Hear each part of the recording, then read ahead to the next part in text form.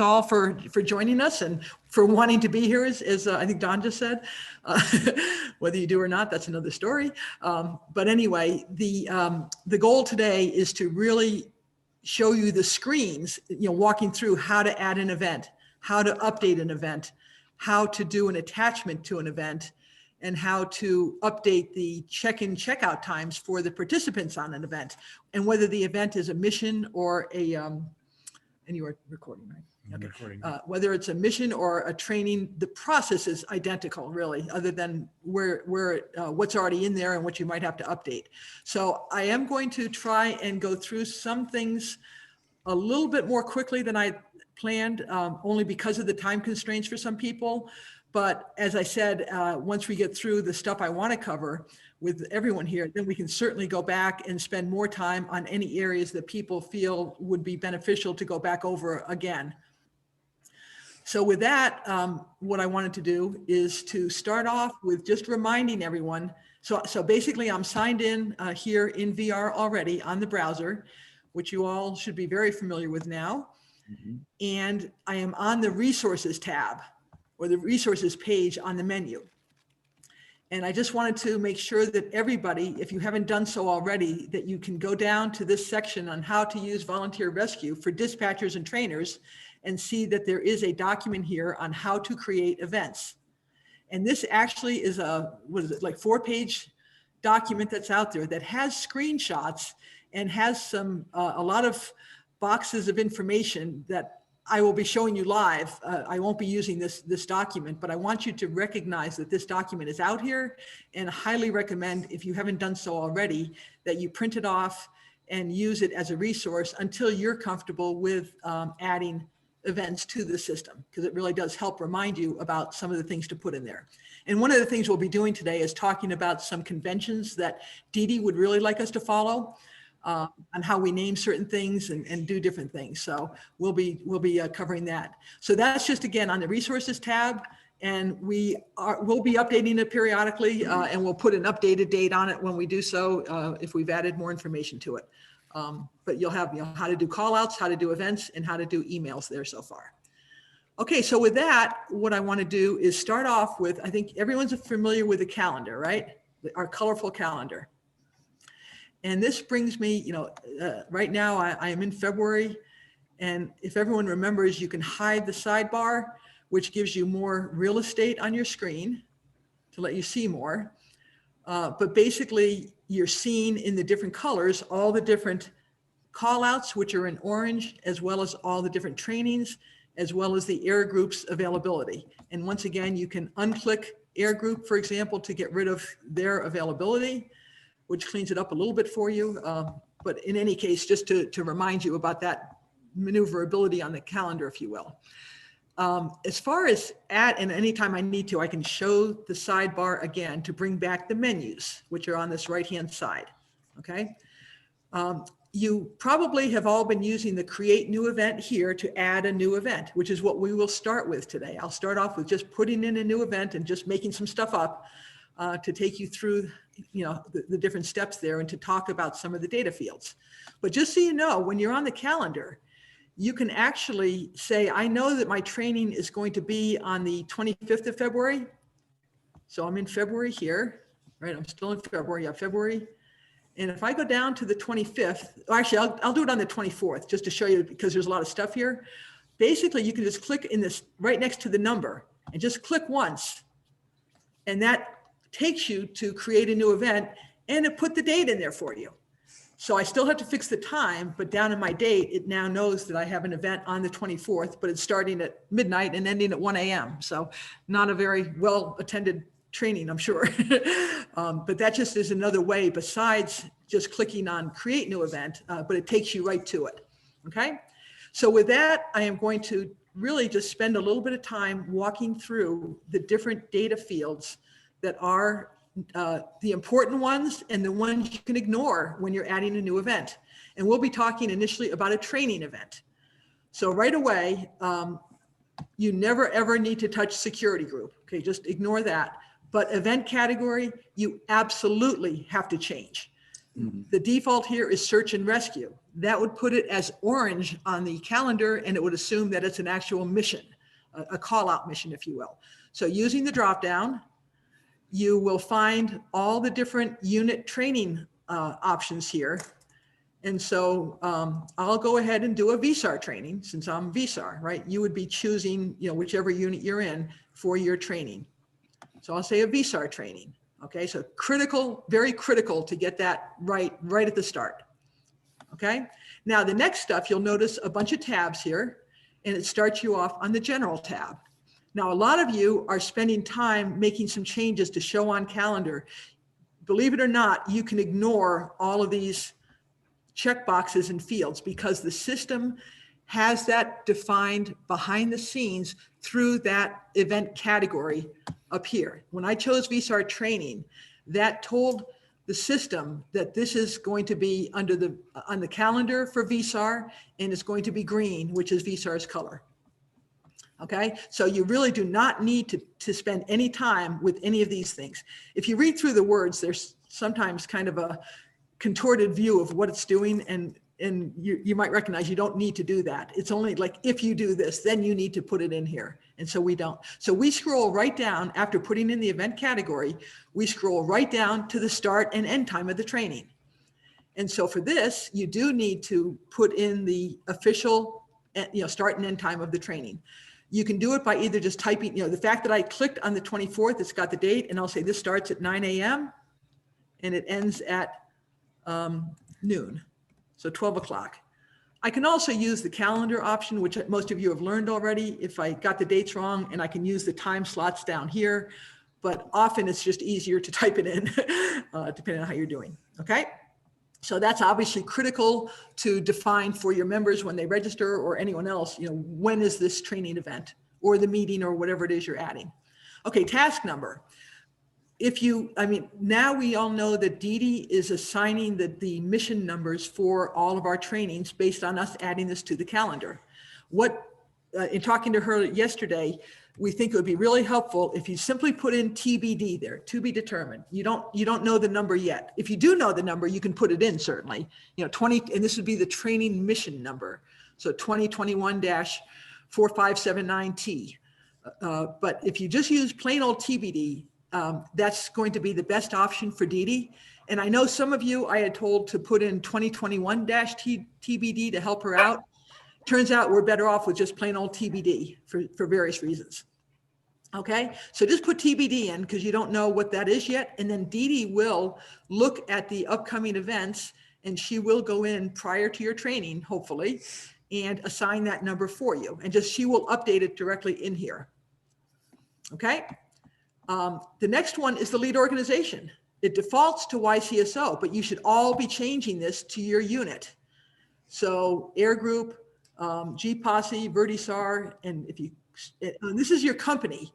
So from the company's perspective, if you're one of the YCSRT groups, you just pick YCSRT there. But I'll pick VertiSAR as the main unit. Kathy was trying to talk or not? I don't think so. Okay. So the lead organization, you should change that to Jeep or YCSRT or Air Group and go from there. Okay, we never ever touch agency number or CURDAT, at least for trainings, number and party. Some of these are really for missions. Again, it's the same screens that it's whether it's a real mission or a training. So at that point, once you have filled in the event category at the top, right there, you have filled in the start and end time. Oops, sorry, I'm scrolling around on you. The start and end time, you filled in the task number of TBD in the lead organization for your group. You scroll down till you get to public details. And this is it's not Word, it's kind of a kludgy editor called Tiny Mice for those of you that are technically oriented. But it does let you choose fonts and bold and italics and colors, things like that. But this is where you would type in essentially what you would have put in a training request that you would send to Dee Dee. So I might say something like VSAR practice or VSAR training. If I could type, I'd be in good shape here. Training for VR managers. If And then I can, and I could decide to highlight, I could bold that if I want to. And then I can say my, instructors, I can put in all the things that I might put in. And Dee Dee was going to try and join us, and she wants to. She is here. Oh, she is here. Okay, Dee Dee. Dee Dee does have some very definite thoughts on what she wants you to put in here. So I'm not going to take the time now. What we'll do is we'll go to a different one after I add this and show you what we've put in there, and have Dee Dee at that point say what needs to be done. Unless you want to say that now, Dee Dee. No, she said. Okay, no, okay, so basically you'd be putting in your location, I mean, I shouldn't do that, your instructors, your objectives, and you'd list all the stuff you need to list in a request. It can go on as, it's pretty much a free form, can go on as far as you can. I will say one trick that I've learned has to do with spacing, and something as simple as hitting enter, which caused it to double space like that, versus, and I'm going to back up here for a second, versus using shift enter, that causes it to not do the space. And you'll see when you view this afterwards that sometimes it's like, oh my gosh, I've got so much white space. So a simple shift enter instead of enter prevents it from all that massive spacing that's going on. But anyway, you would put in here, and if someone else sent it to you, in an email or in a Word doc, you can copy and paste it in. So I do that all the time. Peg, I got a question. Yep. Okay, if you could roll back to, keep going. When was it? It was the lead organization. Yes. If it's in a SARCA training, which means multi-unit, we don't have a designation for that. And I could just put YCSO, since we're the ones necessarily, if we're putting it in there, it could be YCSRT, but do you want, is there any advantage to having a SARCA as one of the lead organizations? No, I think YCSO is probably the right answer for that, Bruce. Okay. Because it really is it's the whole organization's SARCA stuff. Think of that as more of a generic that's not unit specific. It's a SARCA. Okay. Right? Yep. And then if you scroll back down to your narrative section there, I know that somebody asked me a question recently. If you would just click on insert. Yep. And then go down to special character. Yep. In the middle there is the degrees symbol. Oh. So when you're putting in those right in the middle. Yeah. A little higher. Anyway, when you're putting in the coordinates, there you go. It's right there for you. Yeah, got it. Okay. And quite honestly, I don't know that that's necessary. And I will, that reminds me, I'm glad you said that, because Dee Dee did mention to us, please do not use an ampersand anywhere in this body of information. And anywhere. Yeah, don't use ampersands. If you really want to say and, either use a plus sign or say and. And that's the only character that Dee Dee has requested that we avoid entirely. And it has to do with her trying to copy and paste this information into her SARFORCE system. And if an ampersand is used, she has to search for it and find it and replace it in order for it to work. So please, no ampersands, okay? And again, I wouldn't worry about, you want it to be readable, but you don't need to go to a lot of length to get special characters in here and stuff. But that's certainly good to know if you want to put that in. Okay, so again, you'll be filling, this is where most of the effort will be. Later on, this is also where we will add our after action report data, and we'll show you that separately. Do we use decimal degrees as well? Yeah, and we'll talk about that on location. Yeah, decimal degrees, right? Okay, so we put in whatever we need to in the body here using essentially this editor tools that are up here to choose font sizes and colors and all that stuff if you want to get fancy, or just paste it in. And then the state mission number is actually the training number also, but Dee Dee will be filling that in. So I'm sorry I'm scrolling so much, but I'm going back up to that. I got to find it, that task number right there. Again, just fill it at task number TBD, and then she will take care of that and the state mission number down lower. Okay. And then the next most important, another very important thing, and you'll notice the red stars next to some fields, those are the required fields.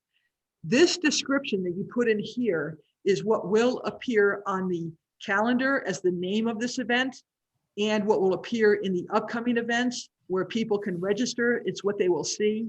And what we request you do for this is, and most of you are doing this already, is that you start it, if it's a single unit training or it's training offered by a specific unit, you would type in, like I'll type in VSAR, and then, or if it's a SARCA, you're putting a SARCA there, I believe, or you would put in BCU or SDU or quad 4x4, you would use YCSRT 4x4. You know, you'd put something that the members will recognize as their unit as the first part of that description. And then the rest is just a very short description of, I'll say, VSAR, and then training for managers for VR, if that's what I'm doing a Zoom class on it, let's say, okay? So something that at least tells them what is it. And that's, again, what will show up on the calendar and all that, okay? Now, at this point, do not hit save, because if you hit save at this point, you'll get an error message, because the system requires you, and I'm scrolling back up here, it requires you to enter the location data before it can save it, because that is required. So you can see that I can move amongst these tabs here without having to worry about saving. But before I move to any other options, which are up, well, actually, when I create, there aren't any others, so that's easy. But anyway, I can do things in all these different tabs, and when I'm done, then I need to go to the bottom and do save. So we were on the general tab, and we really only had to fill in, you know, what, 4 or 5 things total. And then we go to location. And again, the document that I showed you under resources has some good instructions here, and so I don't want to spend a lot of time on it now. But generally speaking, you should be able to find existing locations in this list. And so for me, it's Zoom, because I'm doing a class. It's not actually somewhere else. And we are doing a little bit of cleanup on this too, because there's multiple. So I can take a virtual Zoom or just a plain old Zoom. I guess I probably have Zoom. Yeah, it's just plain old Zoom.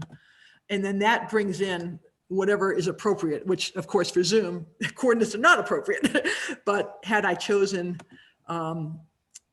let's say it was its driving track in Prescott Valley, it actually, when I clicked on that option for the location of where I was going to do this training, it actually brought in a map that, if I scroll down here a little bit, I can zoom in, and it should be placed hopefully in the right spot there. Is that the right? That's Close enough. Close enough? Yeah. Yeah, I saw the fairgrounds there. You got to get to the right zoom level, because there's the fairgrounds. So it's in that right area here. So that kind of helps you confirm that, yes, I got the right spot there.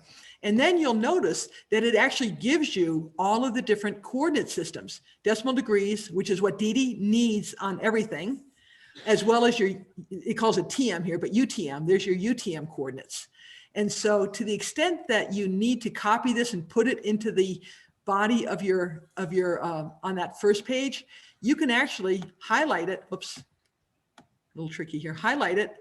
No, back up here. Tricky. Come on, there. I'm doing a Control-C to copy it. So I've done a copy. I go back to General. I can come in here, back down to this stuff here.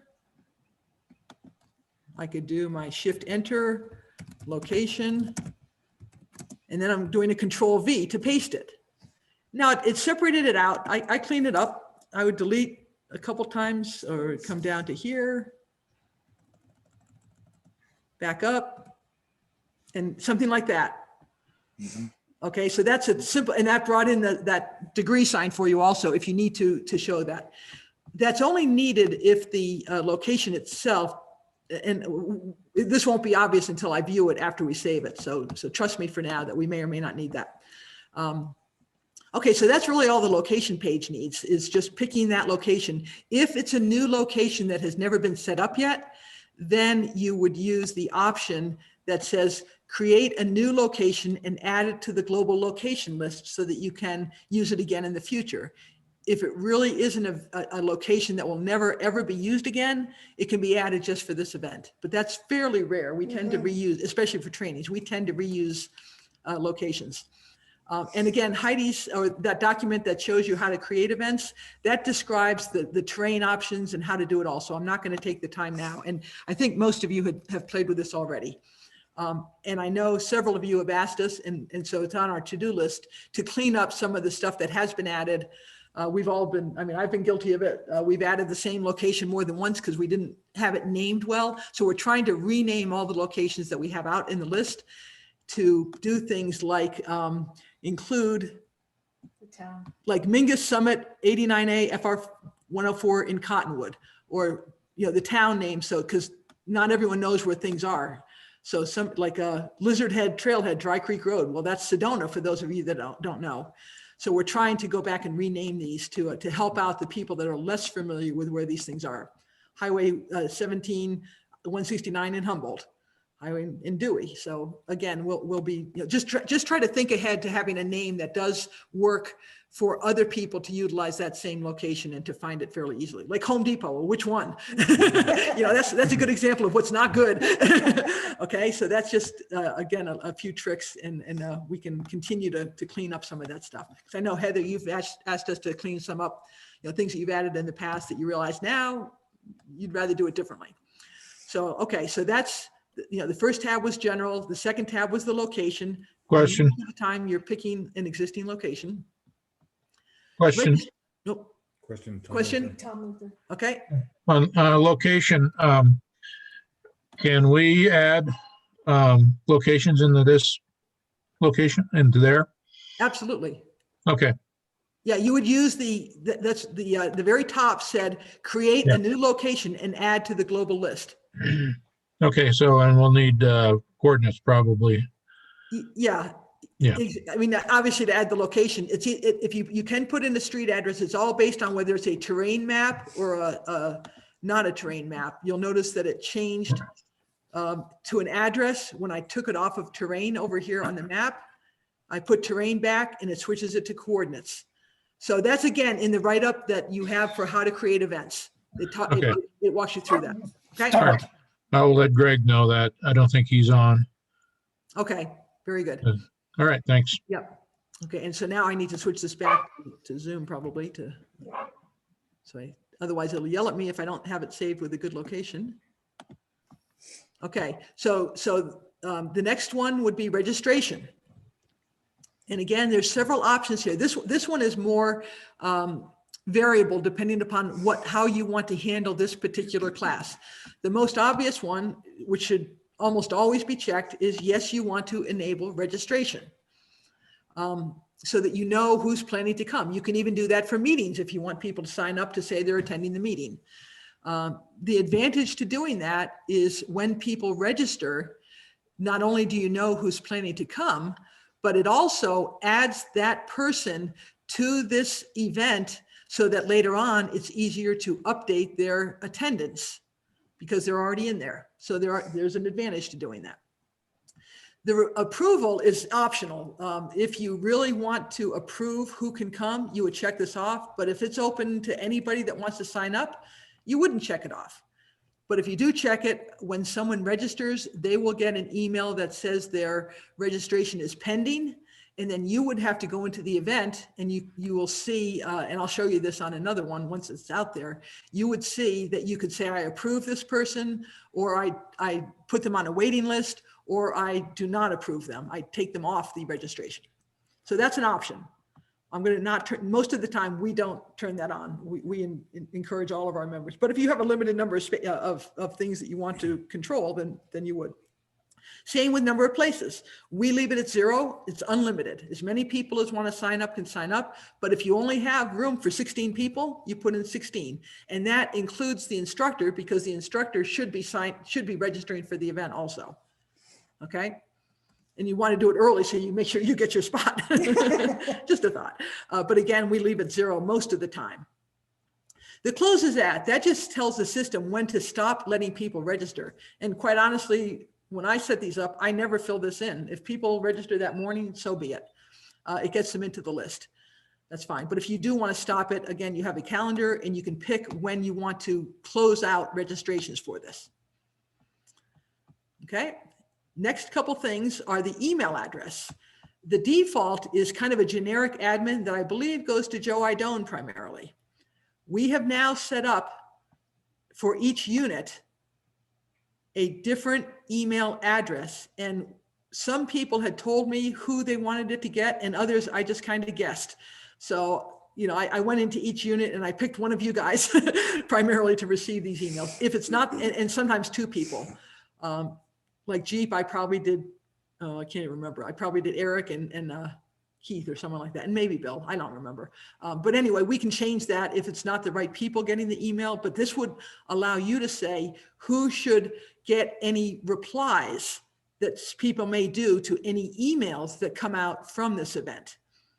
So in this case, I'm going to pick, because I'm VSAR, I'll pick my unit, VSAR, okay? But you would pick your unit. And again, we can change that up. The system automatically sends administrator registration requests. Although, I get, maybe it doesn't, I don't know. I never check this, but that's because I'm a site admin, I guess, and I see them all. But you can play with that and see if it does any difference for you. But the next one, send reminder email. This is a really important one. I noticed a lot of the ones I've looked at, you're leaving this blank. And I strongly recommend that you pick a time, maybe the day before your training or the morning of your training, whenever you want to have the system automatically send a reminder email to all the people that are registered. So what day did I put this one on? February 24th? Yeah, thank you. I got to pay attention to when my training is. So you can say, if this training is on the 24th, I want the reminder to go out on the 23rd. And maybe I want it to go out at 10 a.m.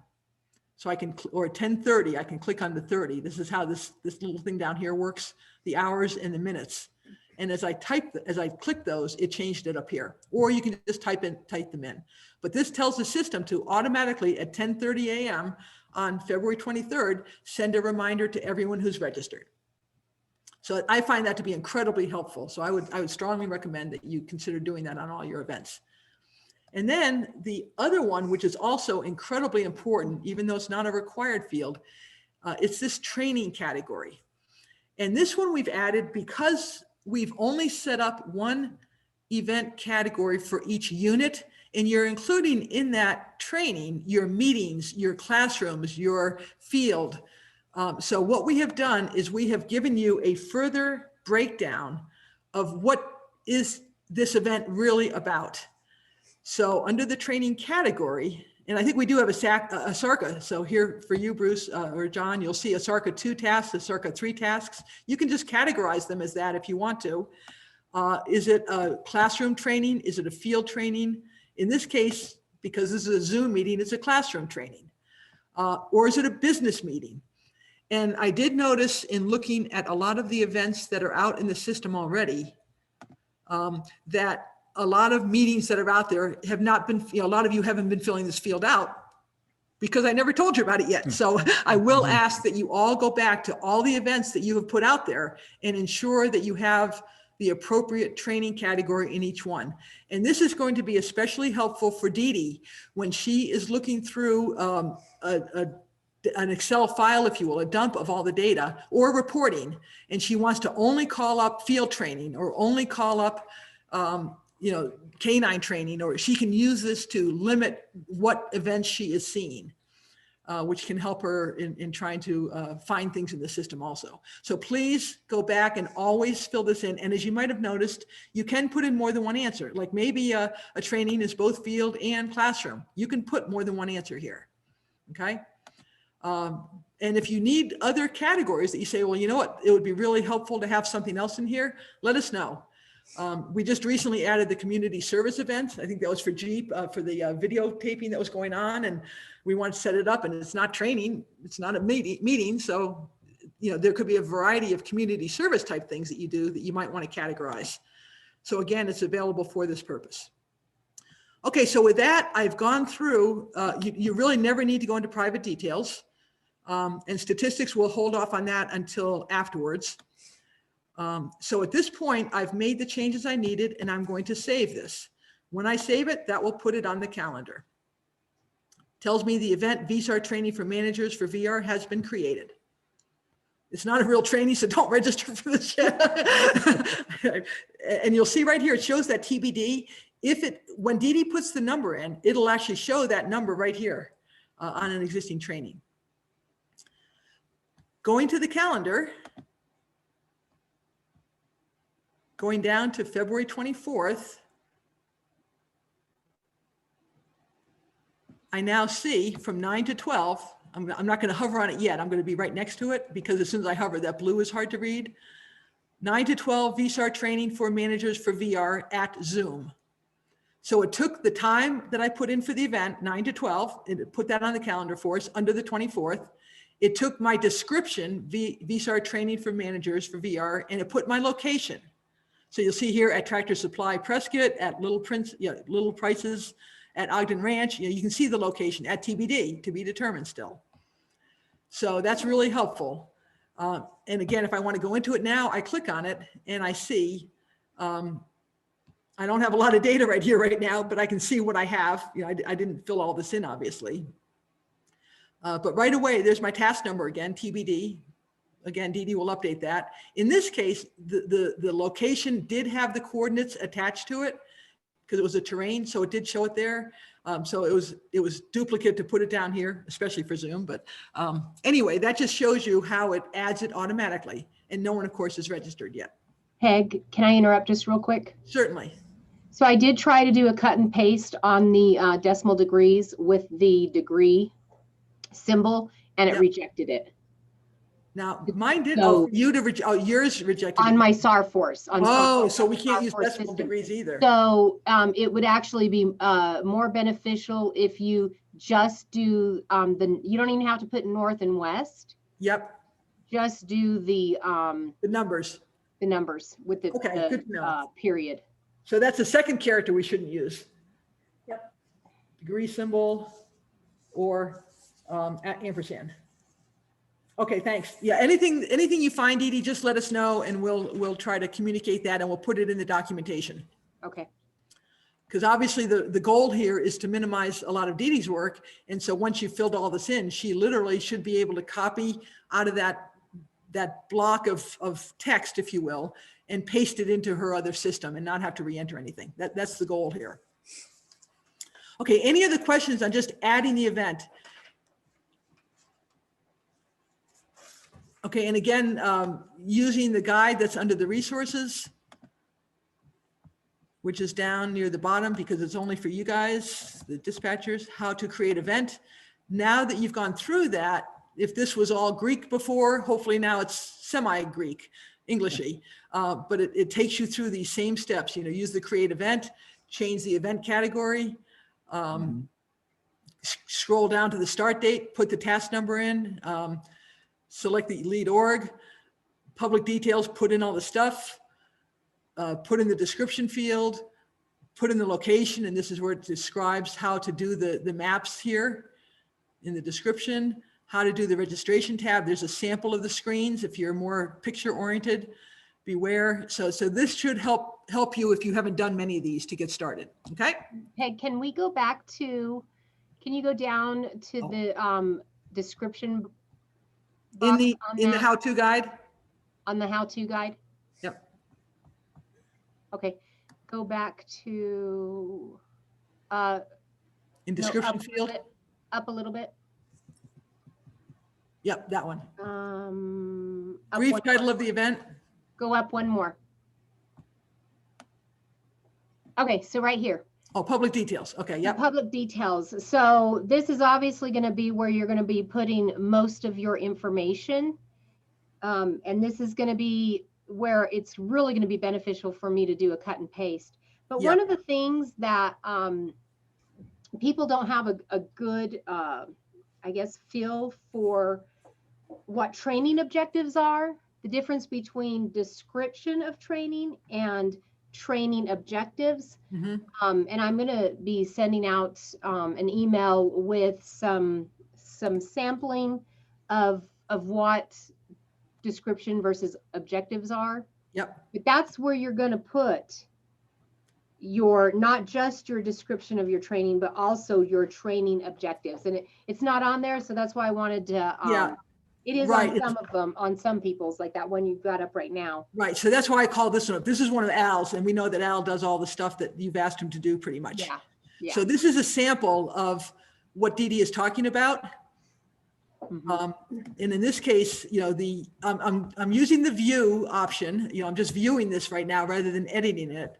But if I'm viewing it, I can see that, the actual location that we put in through the location screen has the junction of FR 9204F and 9204H off of Highway I-179. And then it also has the coordinates there. 5 places available too. Yeah, and this one did have a restricted list. Yeah, we only had 12 people that we could have on this one. So it's 5 places remaining. So that tells me that 7 have registered. There they are. And it shows, so it's just viewing this now, and this is what Dee Dee is talking about, being able to copy and paste this. Location of training, Al's the trainer. In this case, we only wanted certified tracker 1 and 2 to attend, which is why it was limited. The training objectives, human tracking at night, and these are the objectives. Hazards. So that's exactly what Dee Dee is talking about. So I think we can probably in our guide maybe put in an Yes. example of like this. Yep. And Dee Dee, if you have Whatever any Dee Dee specifics, says, you give us whatever specifics you'd like to have in whatever format, and then we just ask people to do that. Okay. I actually, I mean, he does have kind of the described training is not on there, or description of training, Right, but I guess right. human tracking at night Yeah. is kind of a generalized description of your training. Right. But then the training objectives, definitely those are his training objectives. Yep.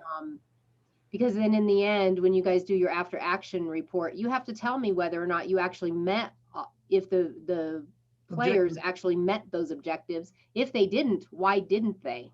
Right. Right. Yeah. Okay. So I think what we're saying is that we can't just set up events and just put in a brief, this is night training and that's it. We need to really think about what would we have sent to Dee Dee previously for a training request number. And then as far as the AAR, or the after action report, what would we have put in that after action report? So we need to start following those guidelines for state requirements, really. Dee Dee has to put this into the state system for workers' comp purposes, and for training record purposes, and it needs to have all those things she's talking about. So it's really important to understand that for those of you that maybe aren't fully aware of that. Okay, so any other questions on how to do this part of it? How to add an event? I don't see any. Okay, and then so what I'm going to do now is I'm going to go in, I'm going to show you 2 different ways to get to an event that you want to modify or edit or view. We all, I think, know how to use the calendar. So I can come back in February and I can go down to February 24th. And I find my training here, VSAR training, and I can click on it. And that brings me into where I can edit it. Okay. But the other choice I want to show you, especially for those of you that, I think Quad was one of these, you put all sorts of stuff out there all the way through the end of the year. Okay, and that's great. You want to have it on the calendar, but they don't have the training category in there, for example. So you're going to want to go back in and update all those. So you can either do it through the calendar and just keep moving forward, or on the secondary links menu that you have here, which is where we could create new events, you'll see this, review, update existing events. Now, the advantage of going in through here is that you can pick just your unit and only see in a list format what your trainings are. So if I go to Quad,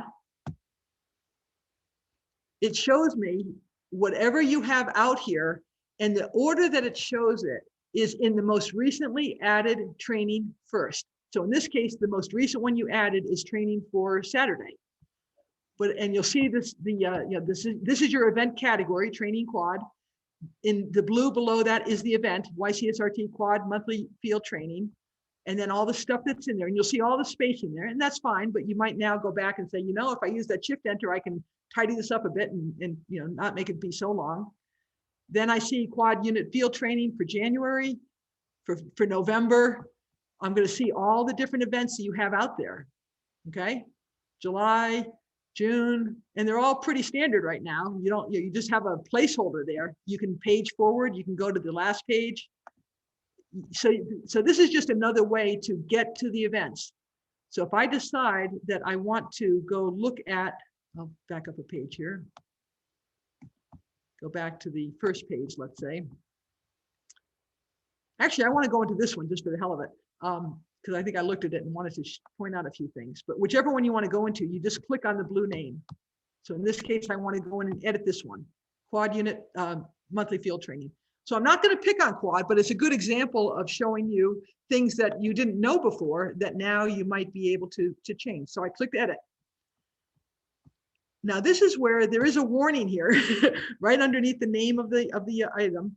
If you make any changes anywhere, do not select these upper tabs until you have pressed the save button when you've been changing these lower tabs. So there's 2 tiers of tabs. It's a little bit weird, I know. So I'm going to scroll up a little bit so you can see the screen better. So up above this heading is the main screen, which is what we're on, which has these sub tabs to it, which is what we did when we added general, location, registration. And so we can move down in here all we want to and make all the changes. But before we change up to go to attendees, we have to save what we did down here. We've all made the mistake of not saving it and switching over there, and then your changes are lost. So you learn fairly quickly. Okay, but that's what this kind of, I won't say cryptic, but this note means up here. Okay, so when I go into edit, I now am looking at things. If I need to, I can go down and this shows me, by the way, yeah. So in this case, this is where you did fill out some of these things that you really don't need to. You really don't need that. You really don't need this. It's about this public stuff that we're not really utilizing in the system at this point. So it's not as intuitive. Show on calendar. Well, of course, believe it or not, no shows it on the calendar. So it's counterintuitive, I know, but don't waste your time. Is all I'm just letting you know. So again, if I needed to change the time, 8:15. I don't know. I know Dee Dee made a comment last night is for sign-ins, don't ever use 15s. Any sign-in should be on half-hour blocks. So I don't know if you really want a training starting at 8:15, but I guess that's okay. But when you sign in, it ought to be on half hours. We don't do 15-minute increments. And here, YCSRT is the lead. That's good.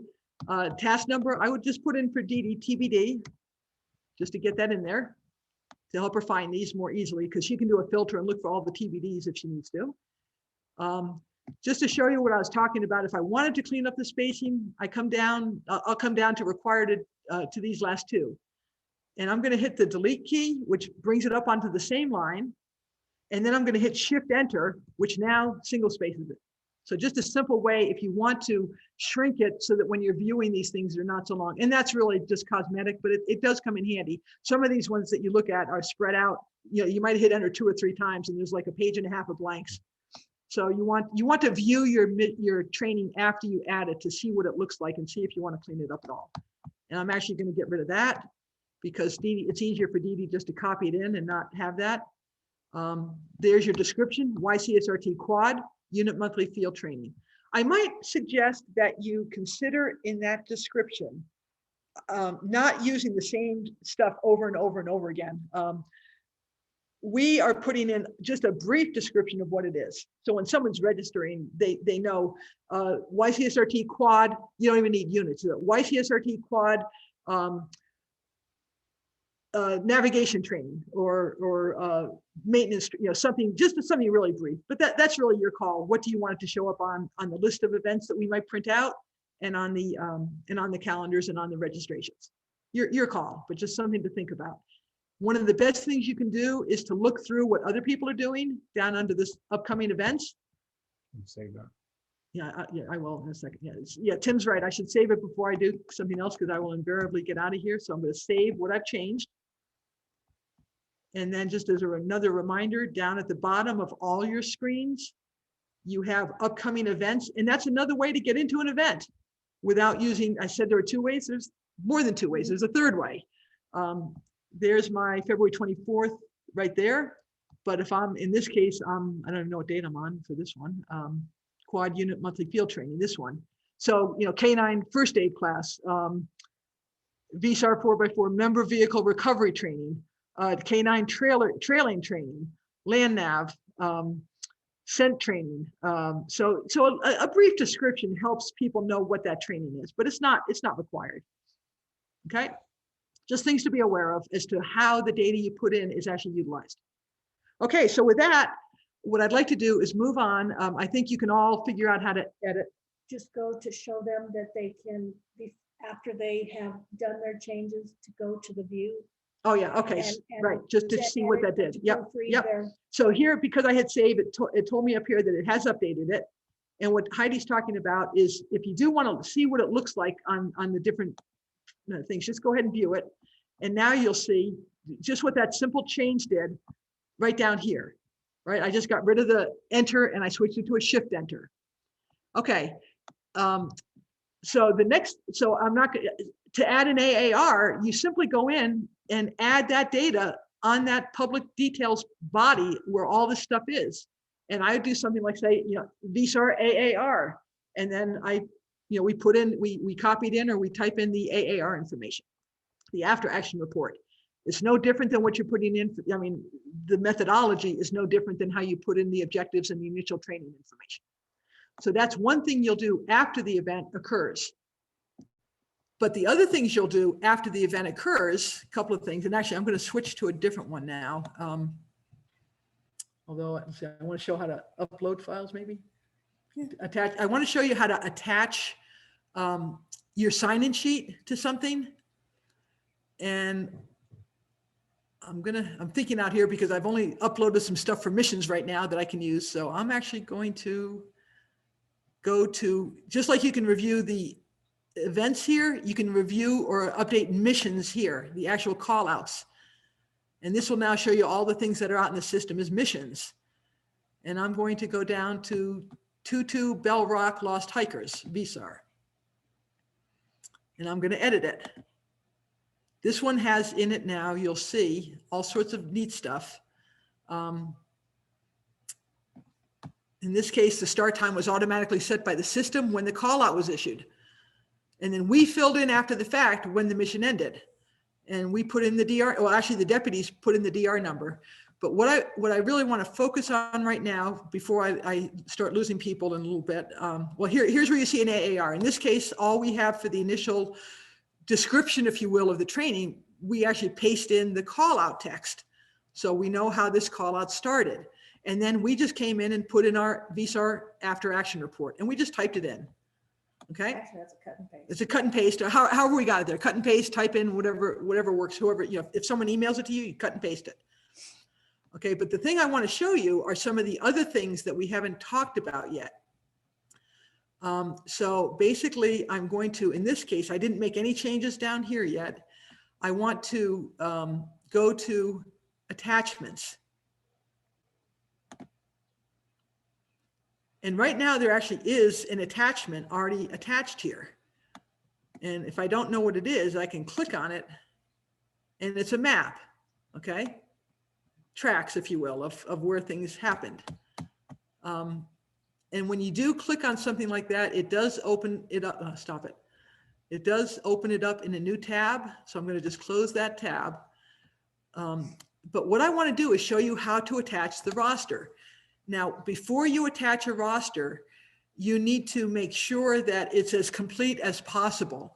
And that includes the totaling up the number of hours and the mileage that you have for all the members, especially for trainings. Missions are a little harder because maybe other units were there too, but make sure that your unit's data is as complete as possible. And when you do get an image of that sign-in sheet, whether you use a phone or scan it or however you do it, please make sure that you capture the entire page or pages and it is not too fuzzy, that you've made sure that you have a good copy. And that just takes reviewing it before you upload it. But to attach files, so I want to attach a new file. What this is showing me here is up at the top here is what has already been attached. But then I have an option to attach more files. Now, I can upload a new file right here. And if I go to upload a file, the first thing it gives me is a series of groupings. And this is really, it's a way to organize all of the images that we're trying to put up here. And what we've settled on for now is that we have missions and we have trainings. Some of these other ones are available or we'll do some cleanup, but the primary ones you'll be working through are, is this mission related or is it training related? as the first tier. So it might, well, I'm on a mission, so I'm going to say missions. The second one that we just added last night was we want rosters in their own folder. And this is so that Dee Dee can more easily find the rosters, which she often needs to go back and find, without her having to go into each event to find the roster on the event. So we decided to put rosters into essentially a folder, a second tier folder. And then the third tier, we just decided should be the year. So this will be a 2021. So I'm assigning the 3 levels. The good news is that if you screw this up or you don't pay attention to it, or you've already attached things, and I'll show you this separately, there's a really easy way to regroup them. And it's really simple. But in this case, I say, this is what I want to use, these 3 groupings. Okay. And then when you have the access here, you want to unclick strict access check and allow, I guess I can maybe change this, but anybody can see these. We don't want to restrict who can see these. So pretty much anybody can see this. So it's first having you set up a few parameters before you actually do the upload. And then you okay it. And then now it's a drag and drop. I would drag and drop a file to here, and then I would start the upload. Or you can browse. Or you can browse. So the add files. I'll add files. Yeah, okay. Will take you to your computer's. Okay.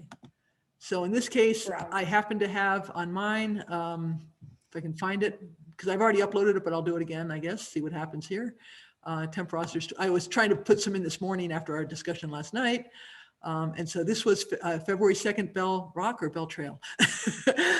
Bell Rock. Okay, Bell Rock. So I know it was, and we'll, let's see. 22 roster DR. Oh, I need to know the DR number. Which one's Bell Rock and which one's Bell Trail? Shoot. This is where Dee Dee, we said we didn't want the name in here, but maybe the name does help us, because I don't know if we had 2 different call outs on February 2nd, 2 different DR numbers. I'd have to go back and look. I'm going to grab this one for now. And just say, oh, so I want to just drag it. No, you just say open. Oh, I can't just drag it here? No. Okay. I'm learning something new too. So click open. So I have to go back. So click your Yeah, open. I moved to a different one, I think, accidentally. No, I'm on the, so open. Now start upload. Oh, okay, so put it right here. Yes. Yeah. So had I just simply dragged it without using the add files, I would have dragged it into here, or I can start the upload. I can put more than one file in too if I have Yes. several I want to do. Start upload. And now it has attached it. Hey, I got the right one. That was 50-50. No, you didn't. Bell Rock? But, okay, never mind. Yes, Yeah. you're right. You did. Oh, I see. I added that one. Oh, I see. You're right. I got the wrong one. Because it's DR 4056 and I brought in 4032. Well, in that case, I'm going to delete that. No, I mean, you understand, it's more process here than it is Just look at it. that. So if I want to look at it to see what it really is, now I see it's a copy of our sign-in sheet. It's got the date and the DR number at the top. Heath was our deputy. Now in this case, we didn't go in and total this before putting it in here because we didn't know that we needed to do this. You know, we weren't thinking ahead at that point.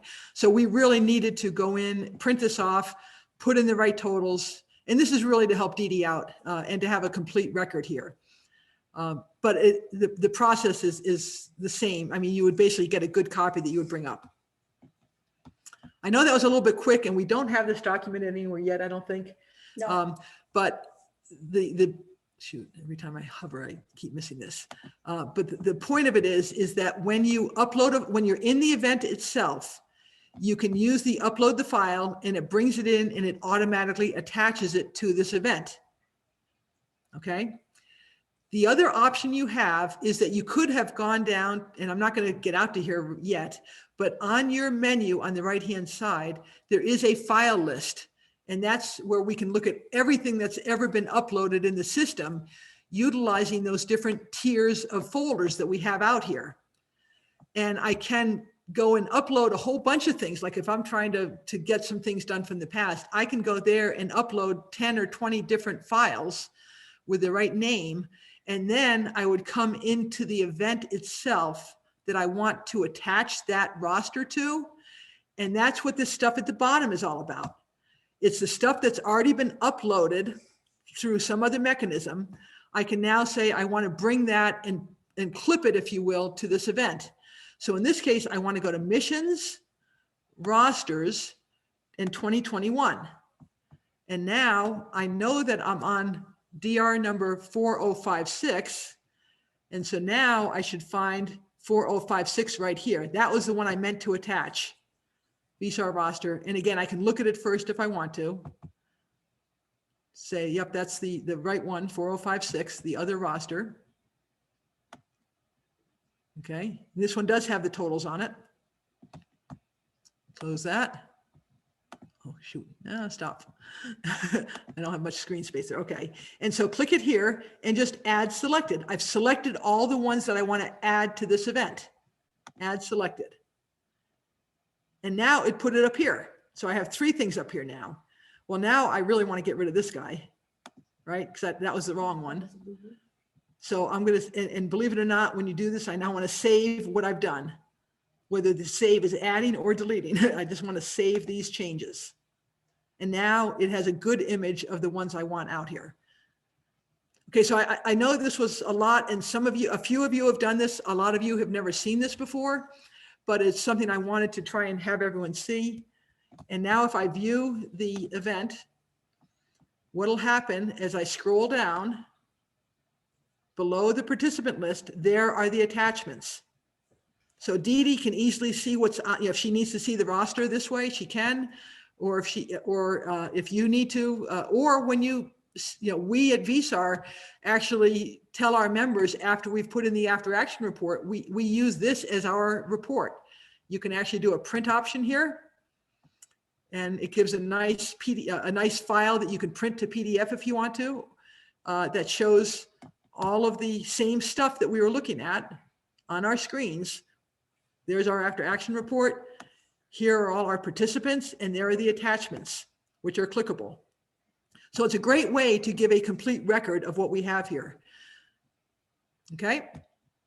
The one thing I'll say, not the one thing because I'm saying a lot, obviously, but one more thing to say, I need to close these things, is how you name those, how you name the file that you're uploading. And this was something that we talked to Dee Dee about yesterday, to come up with a kind of a standardized methodology so that she can find rosters, because we all have different ways of naming things.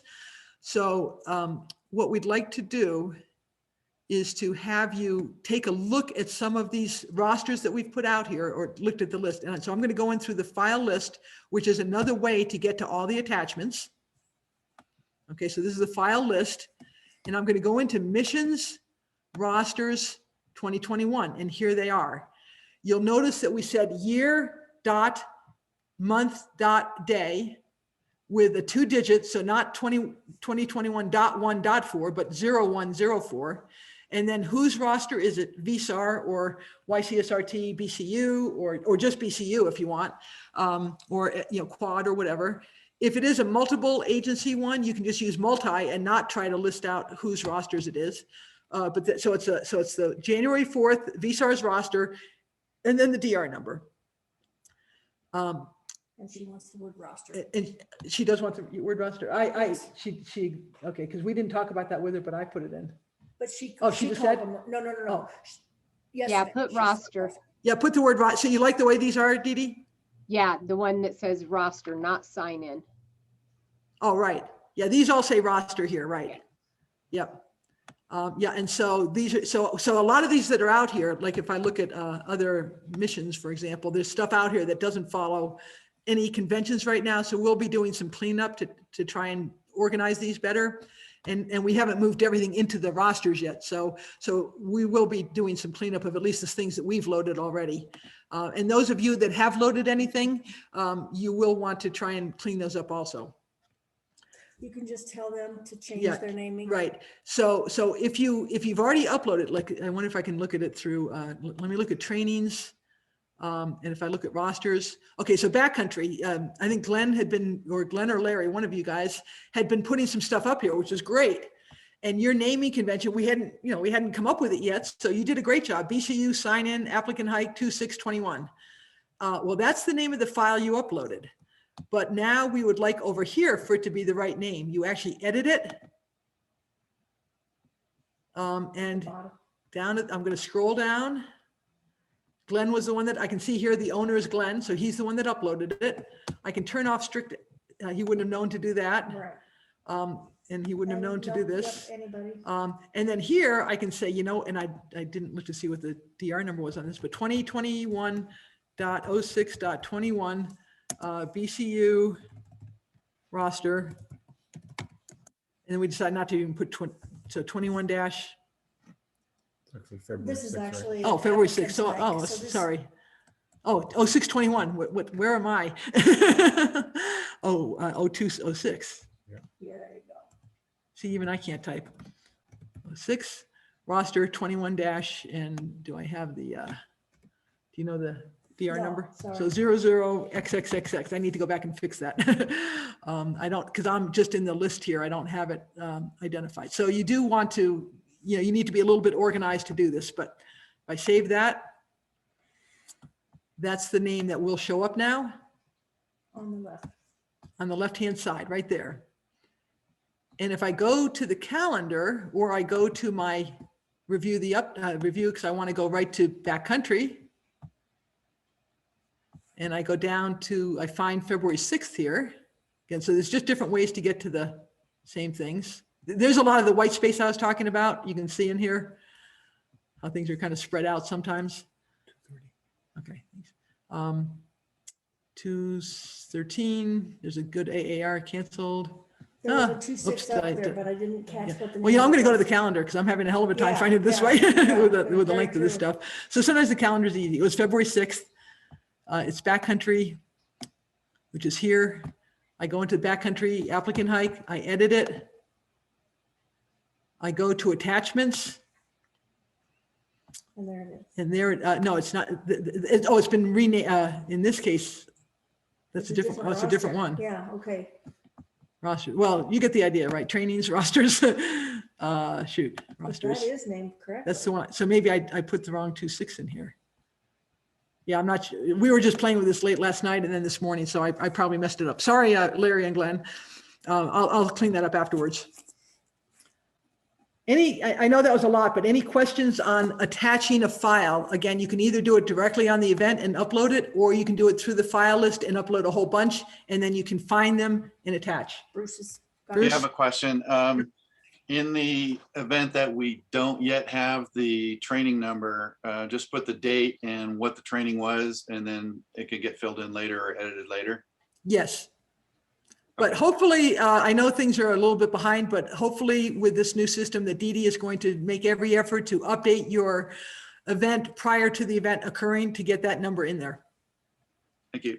But I know they're not out there. And at that point, yeah, the date and the unit would be the primary stuff. Okay, any other questions? And again, after those that have to leave, we can come back for those that don't need to leave and cover any other detailed questions if you want to go over something again. Because the other thing I'd like to show you before people get out of here is the other most important thing to get in to the system, which has to do with the check-in and checkout times of everybody. So right now I'm on this one. Let's see what we have out here already. Okay, this is probably a good example. How do I want to explain this? So trainings, when you registered for the training, the people that registered, it added them to the list of participants, but they maybe didn't show up, or maybe someone else showed up. So when you go into edit participants, you can remove someone. You know, Glenn, he didn't show up. I can delete him, get him off the list. Or I can say, you know what? Someone else did show up. And so I can scroll down to the add participants, where I can use the filters to get to just backcountry and say, you know what? I need to add Martha showed up and Dan showed up. And I would add them, and that will simply move them up into this upper section where I would then be able to put in their times. Okay. I'm going to not do that right now. So I'm going to uncheck those just because I don't want to mess up I don't know who the right people are without looking at the actual check-in list. And this, by the way, is a little bit tedious. So bear with me. We're hoping to improve the process as we get our members to check in and check out. But for now, what we really need to do is we really need to put in the check-in and check-out times, the last in, last out, if you will, rather than just a total hours. And that's due to the fact that there are a variety of reports in the system, and some utilize the check-in, check-out time, whereas others use the total hours. And for consistency of data, and I believe, Dee Dee, for your requirements, you need to know not just that they were there for 4 hours, but you need to know they were there from 9 a.m. to 1 p.m. Is that right?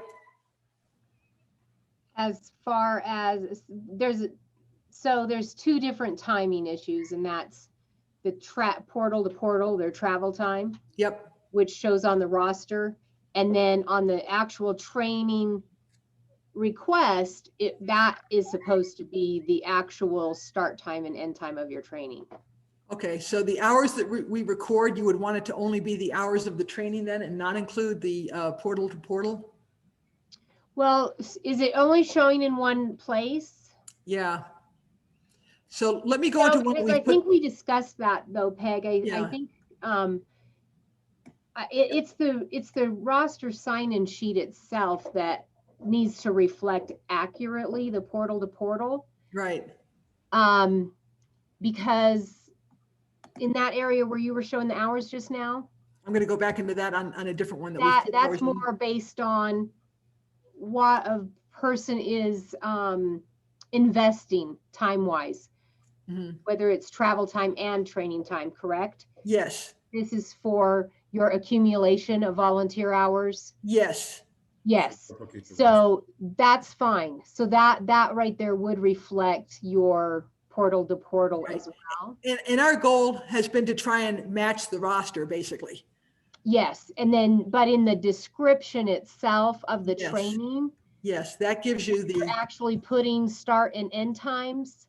yeah, right here, it tells you it's a Yes. 4-hour training. right That's there. the training itself. Yeah, so it's a 4-hour training. So you So know that's that. going to be that's going to be different Yeah, compared to, yeah. right. So yeah, we had talked about that, and I'm good with the accumulation of hours reflecting their portal to portal, because that's how many hours you guys have actually volunteered in Exactly. your career. That's So correct. you want that to be an accurate number, and I can always get the training hours reflected off of just the training request itself if I need Okay, it. good. Excellent. Okay, so with that, the entry of this is a little bit, I'll say, it's very much dependent upon what's already there when you start. So in this case, you're looking at one that we have already updated. And so I went to the edit mode and I went to the participants tab, and I'm seeing that we use the sign-in sheet after the fact, and we went in and we did a few things to, first of all, get the correct list of who attended the training. And it's tedious, but we were able to go through and pick off the start and end times. And it does allow for some what's called bulk editing, which made it easier to do entry, especially if everyone is checked in and checked out at the same time. It's a very simple task. But if you have all different times for people, it's tedious. And so I'm not going to show that to you on this particular one. I will show that to you on a different one because I don't want to mess up what we have here. But you'll also see that we're able to identify the instructors or the assistant instructors on here too. Hey, Peg, this is Rob Lee. Just one quick, can you scroll up to the top there? Yep. Right there, Alfaro, I probably pronounced the name wrong, right? If you look at that and you hit edit, Yep. right? Because that number right there, 1750, isn't, the time's off, right? Why is that? Because it's 7 to 14:30, but if you go back, the total time was 7 hours and 50 minutes. It is. That's what that is. That's correct. 7.5 hours from 7 a.m. to 2:30. Oh, it's 7.5. Okay, I got it. I misread it. Okay. Yeah, 7.5. So but that's a good point though, Rob, because that's something that is easy to get messed up depending on what's there. The reason that I asked the question was because what I noticed when we've had people doing check-in and check-out recently, Yep. and they would actually get double entries. And it was messing up the total time. Yes. So we had to go in and correct a whole bunch of folks that had double entries, which That's was correct. And that's why I made the comment that what we need to talk about here is very dependent upon what's already happened. If people are using the check-in and check-out and they do it multiple times, it adds multiple records for them. And they, Okay. oh, did I really hit, did I really hit this or not? They do it again. It creates another record. all right.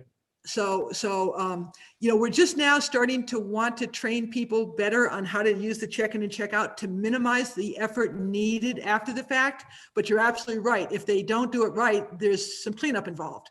Okay. And then I just have one more question for Dee Dee. Dee Dee, we've done a couple of trainings because of COVID and the Posse House being shut down. We've done virtual.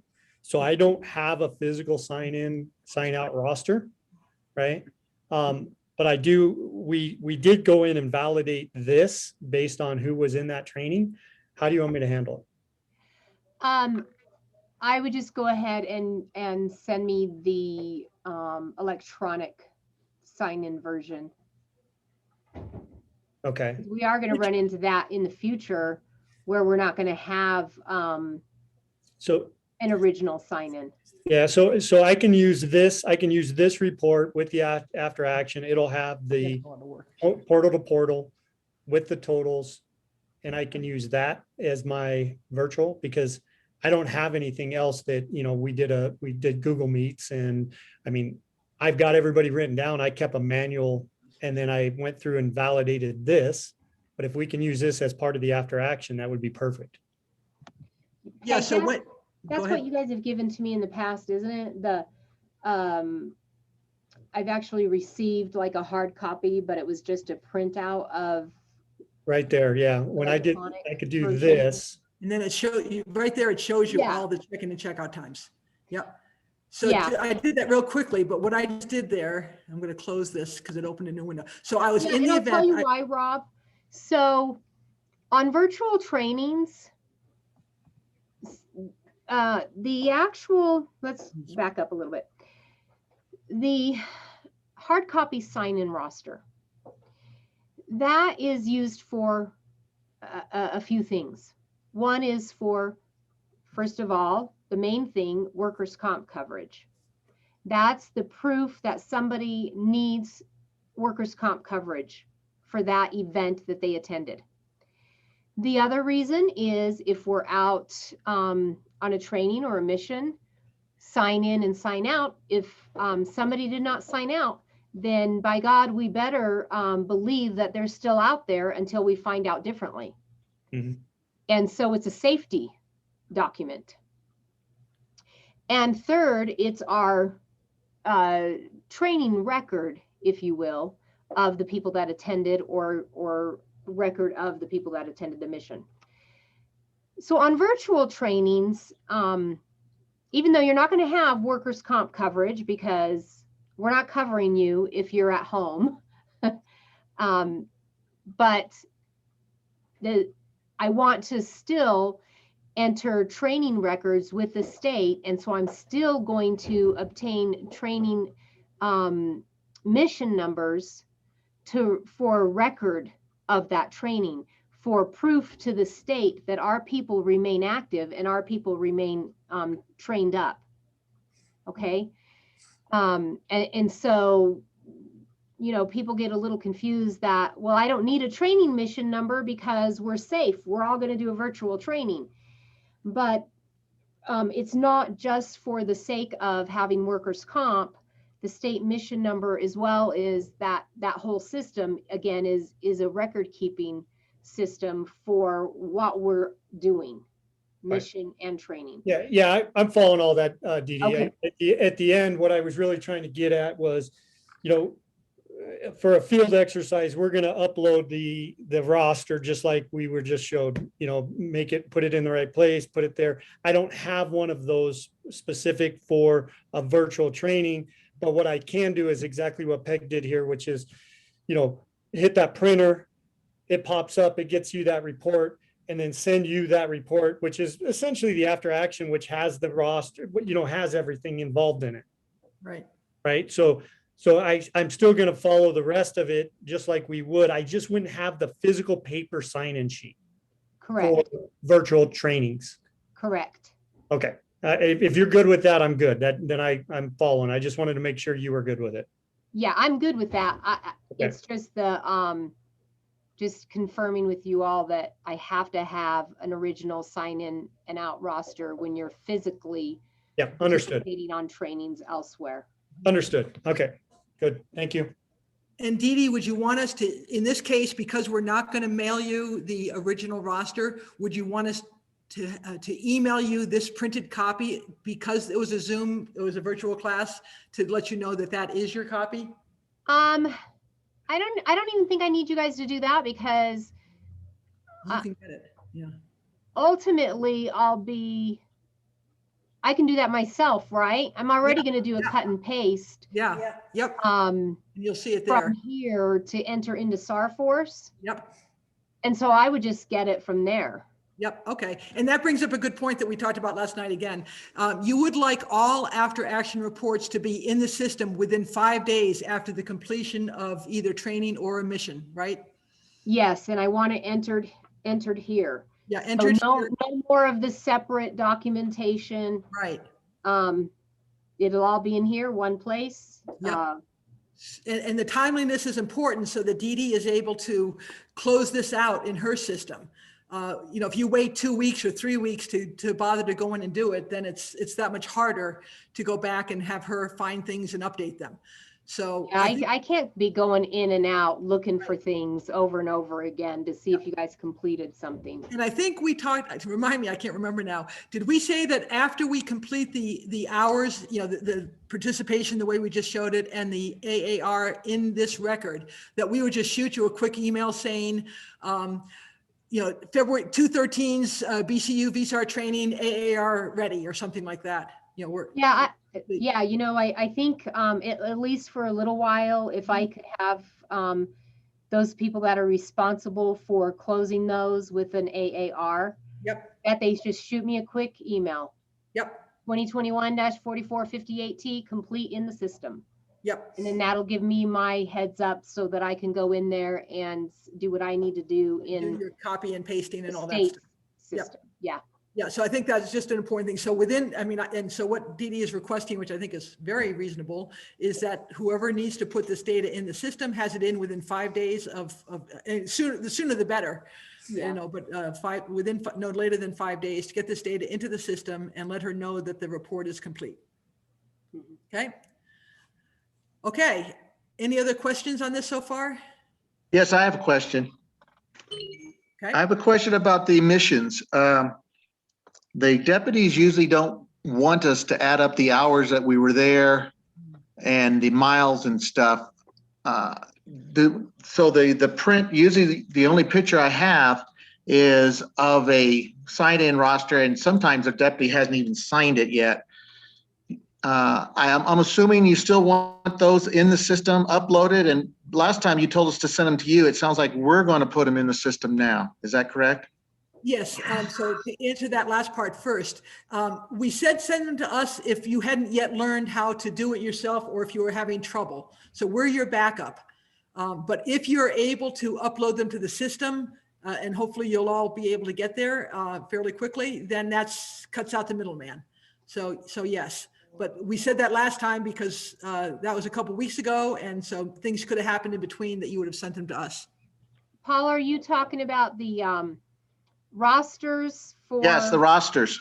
For the trainings? No, not for training. I understand a training. I'm talking about a mission when the deputies are there and they say sign out and we take a picture of it, and they've always told us in the past, we'll handle the hours and the miles.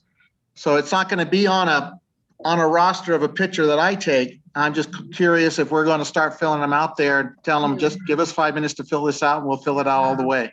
No, you need to go ahead and refrain like the deputies want you to on the true sign-in roster. If you're taking a picture and uploading it, that's not the finalized copy anyway. Okay. So in the end, we are going to have to upload that roster again, Peg. Yeah.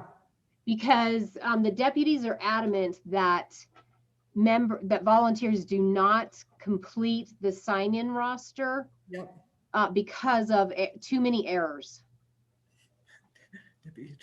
Yeah, okay, I'm joking. Now I'm going to tell you differently for my stuff. I'm going to tell you I'm not doing it on your guys' training rosters. I need you guys to do that. I don't have time to do that. Right. So I need you guys to, but I need you to be good about it. I need you to check people's math. I need you to, you know, if it's going to be one person that's adding up everybody's totals, I suggest you do that, because that's where you're going to find, wow, our people are really messing up, and we need to get on them for messing up. Hey, Dee Dee, I think the good thing about the system is if we are doing it, if we're taking our hard copy of training, right, our hard roster that we sign for a field, and we cross-check it to the people checking in and out, that's how I found the errors when I did it, right? I was able to find either double entries in the VR system themselves that messed up the time, and or somebody miscalculated on the sheet. So when I did that, it kind of threw those out, and we were able to make the adjustments so that it's right. Yeah, and right here, you see the totals are shown for you. There were 29 volunteers that were at this training event, and for 179 and a half hours. That's based upon what we put in for that check-in, check-out stuff down here, which we took off of the roster. Right. The actual sign-in sheet. So yeah, you're absolutely But right. that was taken off of the roster. That wasn't there individually. That was you adding that, right? No, so they're checking in and checking out, and we're validating it against the roster. That's what I did, at least. Okay. I did it. So you know, that way I could validate, let's say they signed in at 7, signed out at noon, right? I went in and made sure that that's what they put on the VR through the check-in and check-out through the app. And it was the same, right? Okay. Okay.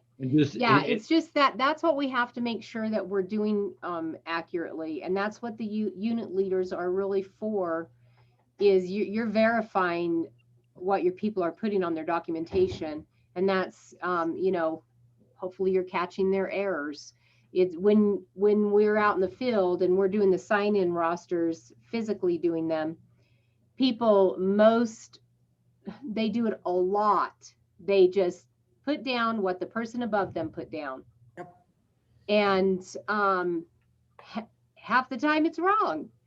And so that's what we need to get away from and correct where it's needed. And that's why the deputies ultimately said, okay, stop. Don't total anything because you guys are all doing it wrong. Nobody's checking it. And so, you know, I don't want to go against what they want to do. They want to put in the total hours for each individual and then total that column of all the participants themselves. Yeah. So I would suggest you guys not doing that on the true missions. Right. So for trainings, we do it always because we have our own, we have the physical copy, we still have it. So whoever is responsible for that training needs to do that. And like you said, verify everything. But for missions, all we can do is take a picture and upload that as a temporary version of it here, especially on the massive missions like the Baton Landry's and stuff. You may take a picture of the sign-out sheet or sign-in sheet, and your units, the members in your unit have all signed out, but other units haven't signed out yet. So it's incomplete anyway. So it's important that everybody. So everybody needs to take a picture once their unit has signed out, so that and that's one reason when you're doing that, when you upload it, in that case, put in the fact that it was a Jeep unit or a quad unit or a 4x4 unit rather than a multi-unit, because it's only complete for your unit. And how you Peg, need- Yep. Peg, one thing we found on the double sign-ins, the double check-ins, that is, trying to get the people used to checking in. So be sure you check in, be sure to check out. Well, then we find out, or they find out that, oh, I checked in 7 minutes early. And we've heard, you know, Dee Dee's told us again and again, make sure it's on the hour or the half hour, just like you said. So Yeah. people go back in and correct that. Well, then that has a problem because it makes a double entry. So here's somebody trying to correct what they thought was wrong. I signed in at 6:52 instead of 7 o'clock, and instead it's making a double entry. So we're thinking the best thing to do is just have everybody check in and check out after the fact, because sometimes you can't do it after on the sign out. At least you can't check out on the half hour if it happens to end at 7:25. So let's talk through that real quick. Right. Let's remember what we're using, which document for what. So you're currently, anyway, I mean, and it's probably going to be this way for a long time, because I doubt if we'll ever get the state to acknowledge this system as the ultimate sign in and out system on missions. Okay. So we're going to be doing paper for forever, probably, with the state. It's the paper document that must reflect the half hour increments. Great. So if we've got people that are checking in and checking out, and this is why we have to talk this through, make sure we're not messing up anything. But again, we're doing the electronic checking in and checking out for the purpose of really to accumulate the volunteers' hours. Right. Historically. And so that tells us that PEG gave 1,000 hours for the year. Okay. It's not always going to be as accurate as some of the stuff, but in the grand scheme of things, is it going to really matter if she's clocked in 12 hours on the electronic, but the sign-in roster only reflects 11 hours? You know what I mean? Yeah, sure. Because of the rounding up or rounding down. Yeah. The whole rounding up or down is, again, the state's requirement. And that's just to make it easy for people to do their math. Right. And so I've always said, give yourself as much as you can. So in other words, if you got to the search or the training at 7:15, then put it 7 o'clock. Don't put 7:30, put 7 o'clock. And that gives you that extra 15-minute cushion. But again, it matters more so on the paper document that we're going to provide to the state. It's going to be more important on the document that the deputies are going to be calculating, because it makes it easier on them. It really is not going to make much of a difference if they're clocked in electronically at 7:52. Okay. So I think as a group, we need to come to a conclusion that, are we okay with that? And is it going to mess anything else up, Peg? Yeah, and I'm glad we're having this conversation, because I think if people are okay with odd hours in VR as totals, it's going to save a lot of work Right. trying to force it to match the actual physical sign in, sign out sheet. So I think if we can, 80-20 rule, if we can get 80% of the people to sign in and out using the appropriate times, and not worrying about those few minutes early or late, then the only ones we'll need to fix are the people that forget to check out until the next day or something, and then suddenly have 26 hours and they didn't bother to change the time. Those we still need to try and find. But if it's within the reason of what we're doing, then I think we're fine. I think I think like the issue was on the training here, like for instance, a virtual training, you might be 10 minutes prior to the actual start of the training. If you put check in, then people were trying to say, uh-oh, I put that at 6:52 and it really should be 7 o'clock. So let me move that, and it's generating something wrong. What Dee Dee is saying is if it's a virtual meeting or it's electronic, having those extra minutes of check-in, since you're electronically checking, is not going to be an issue. Right. It's only going to be an issue, like Peg said, if that person forgot to check out, and now they've got 26 hours on that event versus 4. And Right. so obviously we want to fix that, because again, we want it to reflect historical hours for that person. And we want to be, it's the honor system. I'm not going to go in there and check in and check out just because I can, Sure. to Sure. get my volunteer hours to Exactly. get higher. Thanks very much. That was my question. I appreciate it. Peggy, I'm gonna have to drop off now, but I really want to say thanks again for everything you've done on this. It's really been helpful. I really Okay. appreciate the time. Okay. Thank you very much. And we'll continue these sessions if people want to. I'll ask for feedback at the end, or just shoot us an email if you want something on this. Thanks. Okay, so just one other follow-up on that though, Dee Dee. On the Zoom trainings in particular, we had said that we don't have a paper copy that you can use, that we would have to use the electronic copy. On those virtual classes, wouldn't we then want to make sure we did have everything on the half hour? Because that's No, it's not necessary, because on the, again, when I'm going into the, for one, the system's totaling it up for me. Mhm. And for two, on the SARForce, it really is more for, I'm not covering you under workers' comp for Zoom meetings, Okay. for Zoom sessions. So you're okay regardless of the type if it's got odd minutes on the electronic copy? Yeah, I'm okay with that. That's not gonna cause a hiccup. Okay, and the time that this becomes really important to understand is for missions.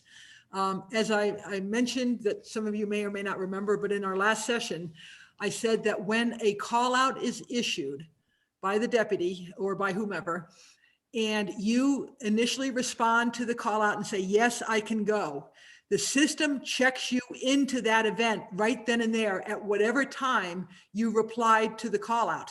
And that's going to be an odd time. You don't have any control over that. So right away, we have been taking the time to fix all those. And if we don't need to do that, that would be a huge saving of time. So so just be aware. Yeah, and I apologize. It's like it clicked with me when I started talking about it again. And yeah, you guys did. I apologize for you wasting your time and energy on that. I could even see where if we were ever allowed to go ahead and start using the electronic sign-in version for check-in, check-out for the state documentation, where we would address that and say, it's too difficult to do that, and why wouldn't we just go ahead and use the real time? The real time, yeah, okay, good. Yeah. The system totals it for us, so the math, Right. you don't have to worry about the math being wrong, right? That's right. Right. Exactly. But that's a battle. We'll have to go down that road to get the state to accept this kind of a system to take the place of things. Right. So one battle at a time. Yeah, right. And the only other comment I'll make about, while we're still on this subject, is that for missions where we get a call out and it's for tomorrow, which we often get, or it's not for right now, it's for some later delayed time or 2 days away or whatever, those the system doesn't understand, and it still checks you in when you said, yes, you can go. So those will require after the fact maintenance to clean that up. Yeah. Okay, just be aware of that. Okay, does that make sense? Yep. Yes. Okay.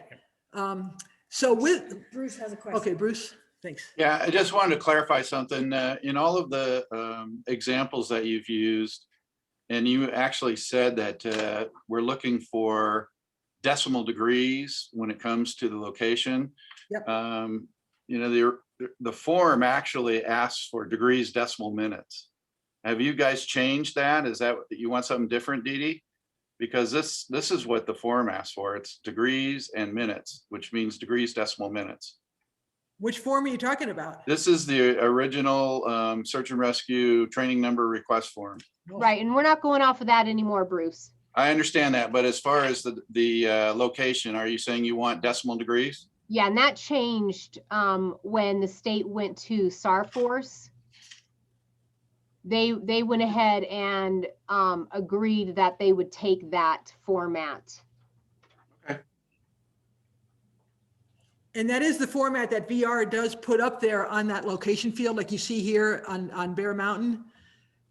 When we entered this location, it will put it right up here. So we don't even need to repeat it down in the body for missions because Right. it knows to bring it in automatically in that format. Okay, I appreciate it. I'm apparently behind on that one. Thanks. That's the only format that SAR Force accepts. Okay, good. Good to know. It's amazing how we learn things, you know, in these types of sessions that, that have nothing to do with VR, but that's why these things are good to get together every so often, right? And talk about things. Yep. Okay, so what I'd like to suggest is some of you have played around with having to manipulate the those participant hours, if you will. And as I said, there's a variety of things in there, and I'm wondering which one I want to look at here to mess with. What I'm going to do to show you something easy, if I can, this may not work. I didn't try this ahead of time. I'm going to look at what we're doing right now, today's session. So February 18th, here's the session we're having right now, right? VR management training events. So it's in progress right now, right? I'm going to edit it. I've never tried this. So I'm trying something new. I'm going to go to participants. Okay, so right now everyone's pending update. Okay. And it's showing some people did check in, check out. So Pam Lathrop already checked in, checked out, I guess. That's interesting. Yeah, so she just left, I guess, or just checked out. She had to go to a meeting. She checked Yeah, out. exactly. So she did her check. You can see how this looks. So most of us, I didn't ask you guys to check in and check out of this, but a bunch of you, That's awesome. I think all you Jeep guys are doing this great now. I think you're probably the only one so far. that's So you're all checked in 1330. So that's perfect. Pam checked out at 1500, but nobody else has updated here. Well, let me just show you another methodology to update things.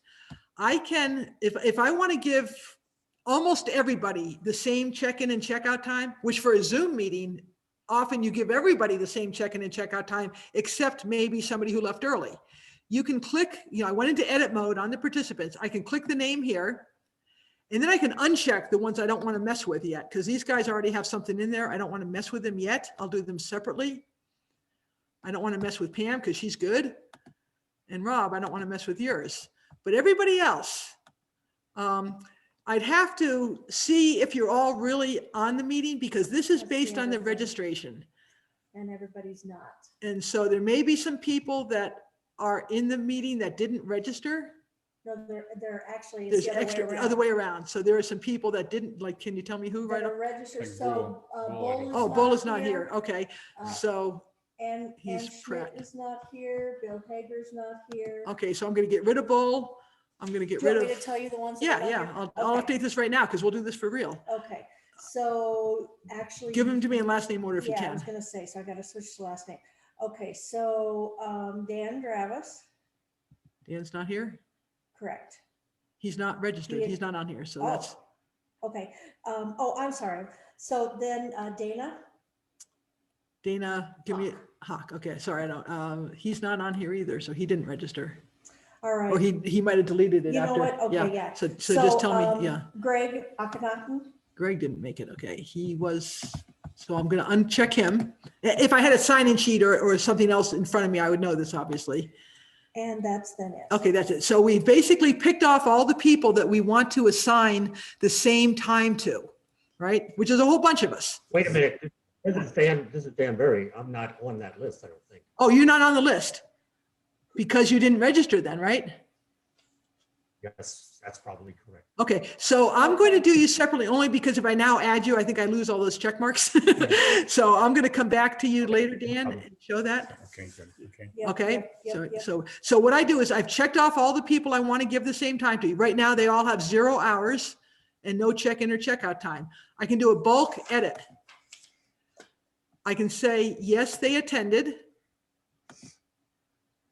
I can come into the check-in time. It was today at 13, oops. Well, 13, I shouldn't have hit that. It's 13:30.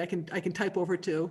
And another trick I use a lot of times is I just copy rather than find it on the calendar, Control V, paste it. And I'm going to say 1500 now, just because that's when we thought, although it's already after 1500, isn't it? So should we go to 1530? Yeah, leave it 15:30. Okay, so I'm giving everyone 2 hours that's here now, right? And so when I hit OK, which I guess I just did without realizing it, you'll now see that a whole bunch of us just got checked in and checked out. And now, Dan, we need to add you. You're Air Group, right? Yes. Dan Barry, right? Yes, Dan Barry. So what I've done, Oh, excuse me, yes, yeah. Dan Barry, right? Dan Barry, yes. Yeah, so what I did was, these were all the people that were registered up here. But then I needed to add, and I should have checked this first. I should have gone, before I started checking off people, and especially if I have a roster, I would then go down to the add participants and add in any people I need to add. In this case, just anyone else did we miss, or is that just Dan? I think it's just Dan. And then I would go to the bottom of the screen and say add. Now that moved him up into the top here. Before I do anything else, I'm going to delete, I should have also deleted the ones that we don't want in here. So people that didn't show up were Greg. Correct. And I'm looking for people, Dan did show up. I need to give you your hours still, Dan. I'm looking for, and Bull. Anybody else? I think those are the two that still show a gap there. So I can delete them. Are you sure you want to get them from this event? Delete them from this event? Yes. So now we are. Oh, wait, are you better. deleting? Say again? Did you just delete me also? No, No. he's still here. No, you should still be there. Yep, he's right there. Yeah, Dan Barry, you're there. Oh, okay, no problem. Yeah, so it's whoever I checked off as I then do the operation at the bottom, whether I'm bulk editing. And now in your case, I could do another bulk edit, or just to show you the other way, I can edit you directly. Edit. Okay. And this is where I can add check-in, checkout times. And it just so happens that I did a copy. I'm going to paste it in because I had already done a copy. I learned these tricks after I did enough of these. It helps to copy in the time and then just change it. It's that quick. Okay. Now in this case, because I'm doing you individually, I now need to save. Okay. And now if I look at the list again, you'll see that now it's looking pretty darn good. Eric and Don and Rob, I didn't update them yet because they're going to check out when they're done. Okay. So they don't have any hours yet, but everyone else got the 2 hours, and Pam has the 1.5 hours because she checked out. So you can see different methods to update the information. The bad news is that there's no bulk get rid of the stuff that's in there already without getting rid of the people. If you need to, if it's so messed up that you want to start over, what we've done sometimes is just have the good list. We have the good list of who really attended, and we say, you know what, let's just get rid of this whole darn list and start over, because it'd be easier to start over. So we would delete everybody, and then we would add them back in and bulk edit, add in their hours.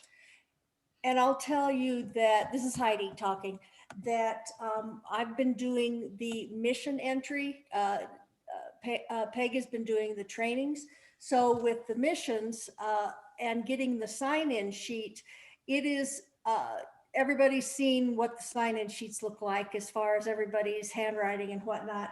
I have found that the easiest way and the least time-consuming way for me to put in those people is really on missions to delete everybody and just add them rather than going through and the nitpicky little things in adjusting each person's record, basically. And so it's just easiest for missions to do that check box that's up in the black right there banner that selects everyone, and just delete everyone. And then you go, so the delete button you see there at the bottom. I'm not going to do that here, obviously, because I'm going to uncheck that so I don't accidentally delete them. And you would just then go down to that lower section and add the actual participants again, because sometimes with missions, there may be somebody that responded, said they were going to go, but they don't end up being there. So it's just a more efficient way for missions to put the data in after the fact. And that's especially true of the complex missions. You know, if you only had Yes. 4 people come, it's not a big That's, deal. yeah, no, You know, if it's a small mission, just your unit, but we're talking about the multi-unit. the ones that are and- a real pain are the the multi-day, multi-unit ones that are just a bear to try and get the stuff in after the fact. So again, going forward, hopefully, the more we can get our members to check, you know, to when they on missions, they automatically got checked in when they said they can go. When they check out, as soon as they get home, then it's done. And we're not going to need to futz around with it and fix it. Right, there'll just be some, you know. Minor corrections for yeah. people that didn't check out or whatever. But it should all be pretty realistic at that point. It'll take a while to get there. We need to train all our members to do that, obviously, and not to put it multiple times. Yep. Hey, Peg, it's Eric. Mhm. I went through and did multiple check-ins and out for this event. If you pull up mine. Oh, yeah, and look, yeah, yeah. you Because see where that's yep, messed up. it's messed up. So which one are you talking Yeah. about? Eric Alt.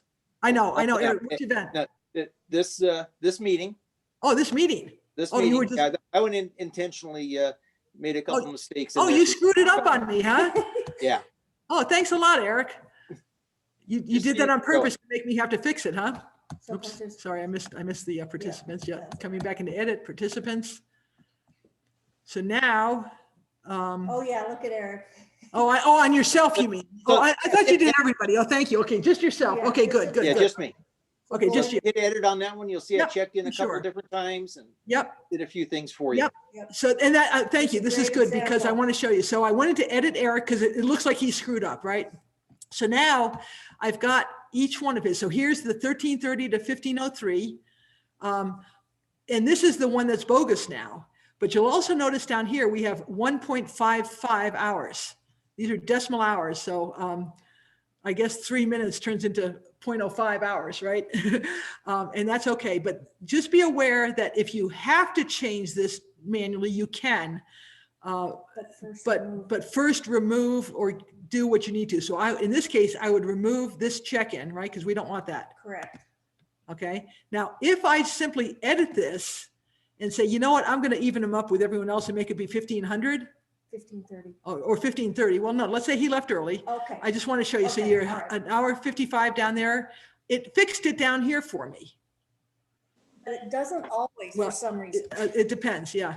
If I come back and I say, oh, you're really going to come till 1530. Okay. It changed you to 2 hours. So to the extent that it was right when we started, in other words, whatever we had up in this section in the check-in checkouts added up to those hours, then as we fix it here, it fixes it here. The troublesome ones, and I'm going to save this, right, Eric? He's muted, I guess. I'm going to save this because Yes, yeah, save it. So we just fixed yours as a way to show that. I'm going to go into, and I don't know that I need to, but I often click on save hours here again, just to be sure after I'm done. I want to go back into one that I saw. I think it was it the quad one I was looking at that had 4 hours for everybody? Boy, I don't know. Yeah, where was I? I think it was, I'm going to go to the calendar. Shoot, I should have paid attention to which one I was in.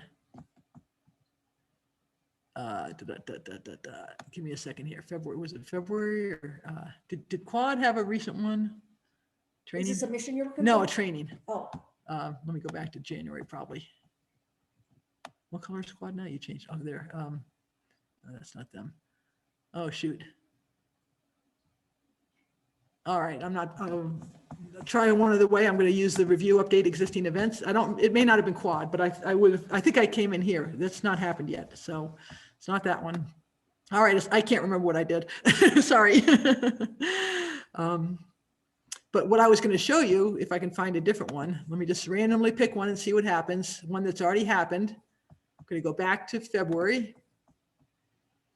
I'm going to pick training that took place. Maybe it was a backcountry. Maybe it was the applicant hike one.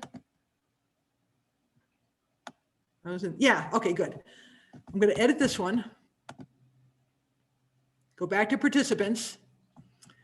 Now in this one, what you're seeing is there's hours here, but no check-in and checkout time. So someone just took the hours with probably either Glenn or Larry, took the hours off of here and just went ahead and just typed them in and saved it. Well, what I can do here to clean it up, I can pick off the 4 hour folks. 4 hours, oops, wrong one. Yep. Yeah, come on.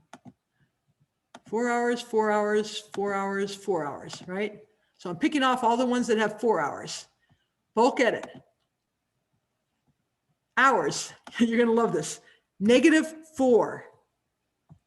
Okay. Just wipe them out. Now pick, and I think I'll fix these guys first to give them 4 hours back again. So now I'm gonna pick them off again. Again, this is just one of the many techniques available to figure out how to game the system, if you will. Bulk edit general, and I don't know, what time was this event for? Can you look this one? Yeah, I can look it up. Or Larry, do you remember when this one was? This was the applicant hike. I should have paid attention because I didn't have check and check out here, but I can see what the event was. Okay, what was the date on this one? 2/6. Actually, we have the same. I think it started at 9. So if I give everyone the 4 hour people, I could give from like 8:30 to 12:30, 8:30, 9:30. Yeah, 8:30 to 12:30 probably. Sure. Yeah. So I normally would say yes. And again, it's not really that critical at this point, but here I can say, okay, this was on February 6th, right? Yeah. And I'll say 10 to 1. Oh, 10 to 1 was the official? Yeah. 10, 11, so 9:30 to, Yeah, 9:30 sounds about right. okay, 9:30, oops, I'll just fix it there. 9:30 to 9:30, 10, 11 to 12:30, right? No, 9, 10, 11, 12 to 1:30. 1:30. So to 13:30. So again, I used a copy paste option there to grab one of them and just type it in rather than try and get it off the calendar. And now it gave everyone 4 hours again with the check-in and checkout time. Now I'll do the same thing for the other 3 people. 3.5 hours, bulk edit, minus 3.5 hours. So I'm cleaning out what you put in before. Do you really have to clean out the 3.5 hours? Wouldn't, if you bulk edited, wouldn't it corrected it anyways? No, it would add it. It would add it. So you would have 7.5 hours or 6 hours. It would add it in. It doesn't, and that's a flaw in the system. I would say that they are 2 separate data entry fields that try to help you if you use one, but if you do it differently, it accepts what you put in.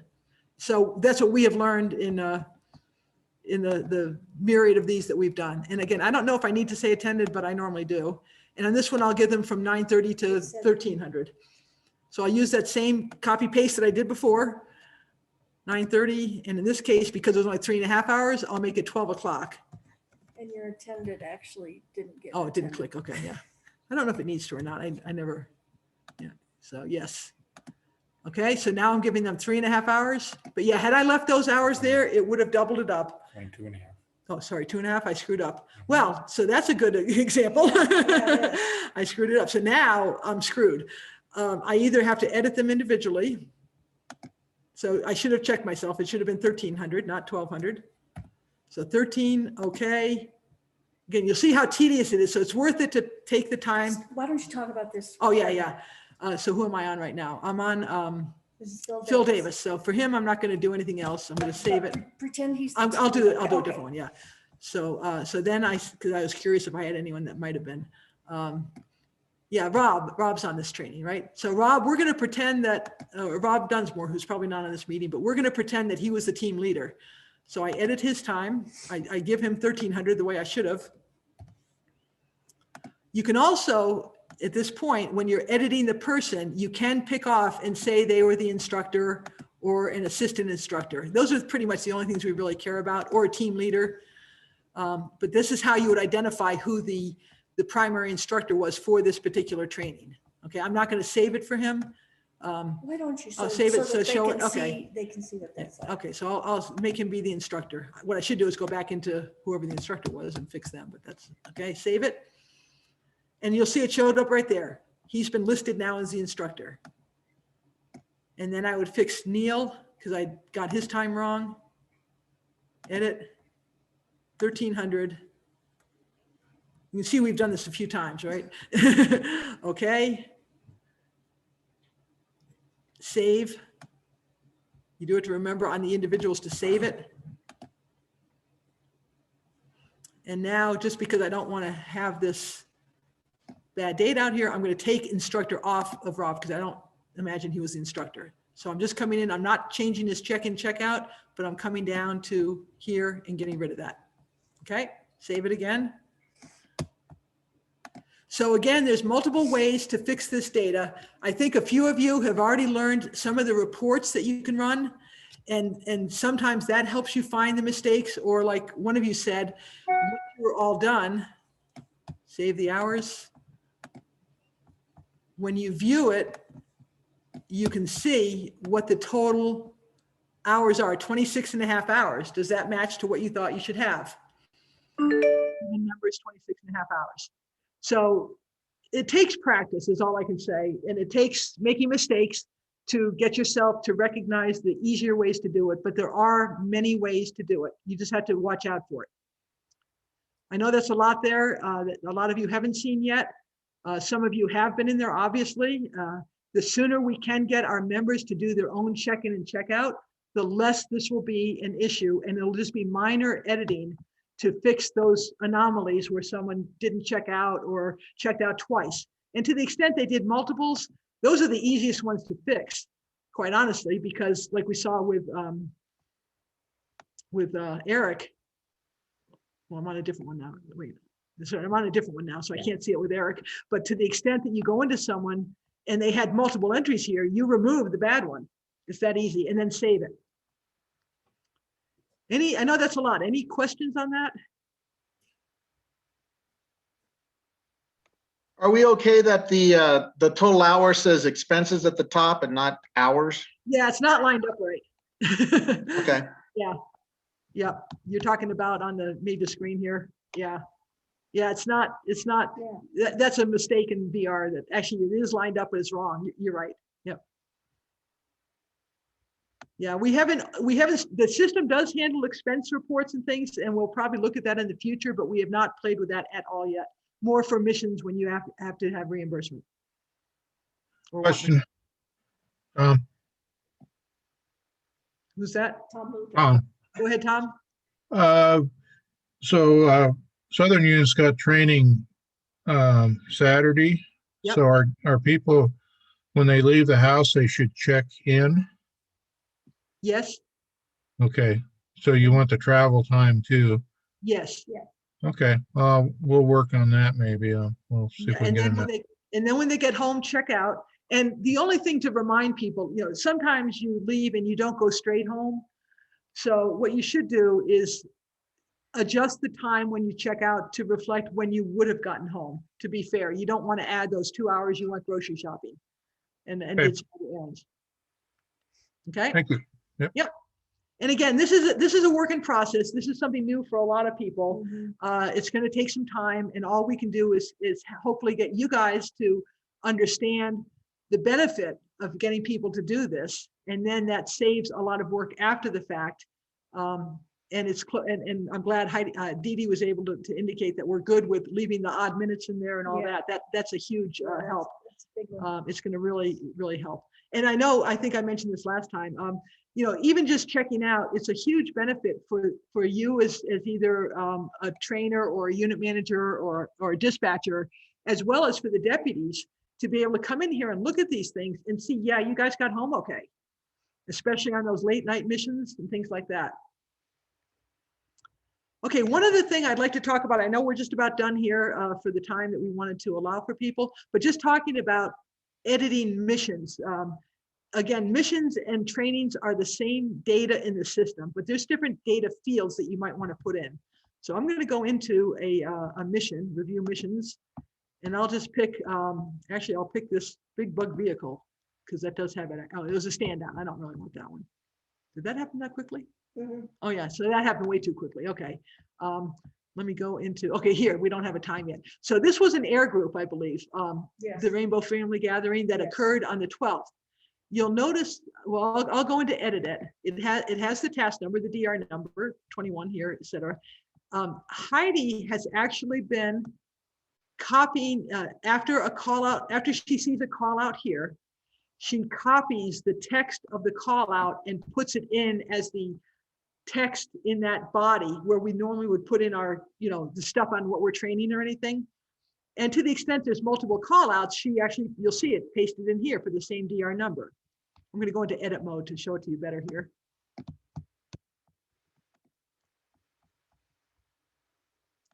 So this has more to do with what we still want everyone to start doing for missions. So in this case, it was a county mission, which is correct. I don't know if you want to mention. That's what I was going to talk about. Yeah. So the first thing she does after a call out is issued is she comes in and just copies and pastes the various call outs. I mean, she does it after the fact, but copy and paste in the call out text right from the call out options in the screen from viewing the call out. But then the important part is that she's been doing most of this updating so far, but we need you as the team that was called out, when it's done, to come in and update the end time. It's going to be blank initially. And it's important because as long as this event is not been closed out yet, that allows people to still check in and check out, and it clutters up the check in, check out list for a long time. And the way to get it off of those lists is once it's all done, to come in and say, yep, that, we were done with this at, and I'm not going to save this, but 14:30 is when we finish this. So when the event ended, whether that's when the deputies released you, is what we typically put in here. And the system does allow people to check out for a limited time after an event is closed. It has a control feature. And I can't remember whether we have it set to be like 2 or 3 hours, 3 or 4 hours actually, because it might be 4 hours because you need to have time to get home and remember to do it. So while it's in the close to ending stage, people can still check out. But once it reaches the end of that period, then it drops off of the option for people to even check out anymore, because by now it's too late. Okay, so this is an important step. And how, let me ask you a question. How did you get to that point? How did I get to this point? So, I went I went either through the calendar to edit the same event, or I used the review mission maybe to get there. But the same way you get to any other event, through the calendar or through one of the two reviews. Okay. Okay, and I picked it off and I clicked on it to edit it because it was the one I wanted. And then whether it's a mission or whether it's an event, all these screens are the same. You still seeing, you may have a few more options here, like expenses, for example, but you still have location. We never turn registration on for missions. Well, rarely. We do for things like the horse fire shifts. That's a whole different conversation. But generally speaking, all the fields on these events are the same, whether it's a mission or a training. It's just how you answer it and what's needed. So that's I see it. You're not aware of is updating that end. So I just want, this is Heidi again, I just want to say that some of you may have seen on the screen where Peg said on trainings that you do nothing with the upper part of the general tab. Well, that's different with a mission. So you see the checkbox on show on task summary. That we want that checked for missions because of the map that shows This the thing right activity here. Summary map. This one right here. And I'm not going to, I'll click it later, but this is what she's talking about. This activity summary map is for the deputies and for us to see where missions occur. And then this particular one happened to have operational periods. So I don't know if you're going into that this time, but that's why that's checked. Yep. And yeah, and operational periods is, I'll say it's a less frequently used feature. I did talk to, I think it might have been Eric, about that. It was somebody anyway, I can't remember exactly who, but there are reasons why that's helpful, especially on the multi-day events. Yeah, that's what it's used for. It's really for the is multiple the multi-days. events. So I'm not going to take the time now to No, go into those, no, but I don't think so. Heidi's point is that when we do missions, we do update these. Yep. Hey, this is, I need to call you about some of these missions. Give me your phone number. It's in the system, After but this, after we're- 928 I know. 301 Okay. 8925. I'll call you right after we're done here. Okay. Very good. Okay, so we're pretty much at the end of our time here. So I know there was a lot here. First question is, do you want us to continue these types of sessions to try and go over some of this stuff in the system? I'm seeing And, some and yeses. if people want to wave their hand, or you're Yeah, looking at them, Bruce, so, yeah, Bruce is saying yeah. I'll wave my hand, Dan. yeah, okay, Here's my, go ahead.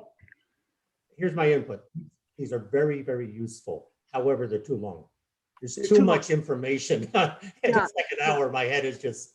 Right, So and I think if we take half, maybe half of what you've done, it would be, you might have to do more, or you might be consolidating, do 1.5.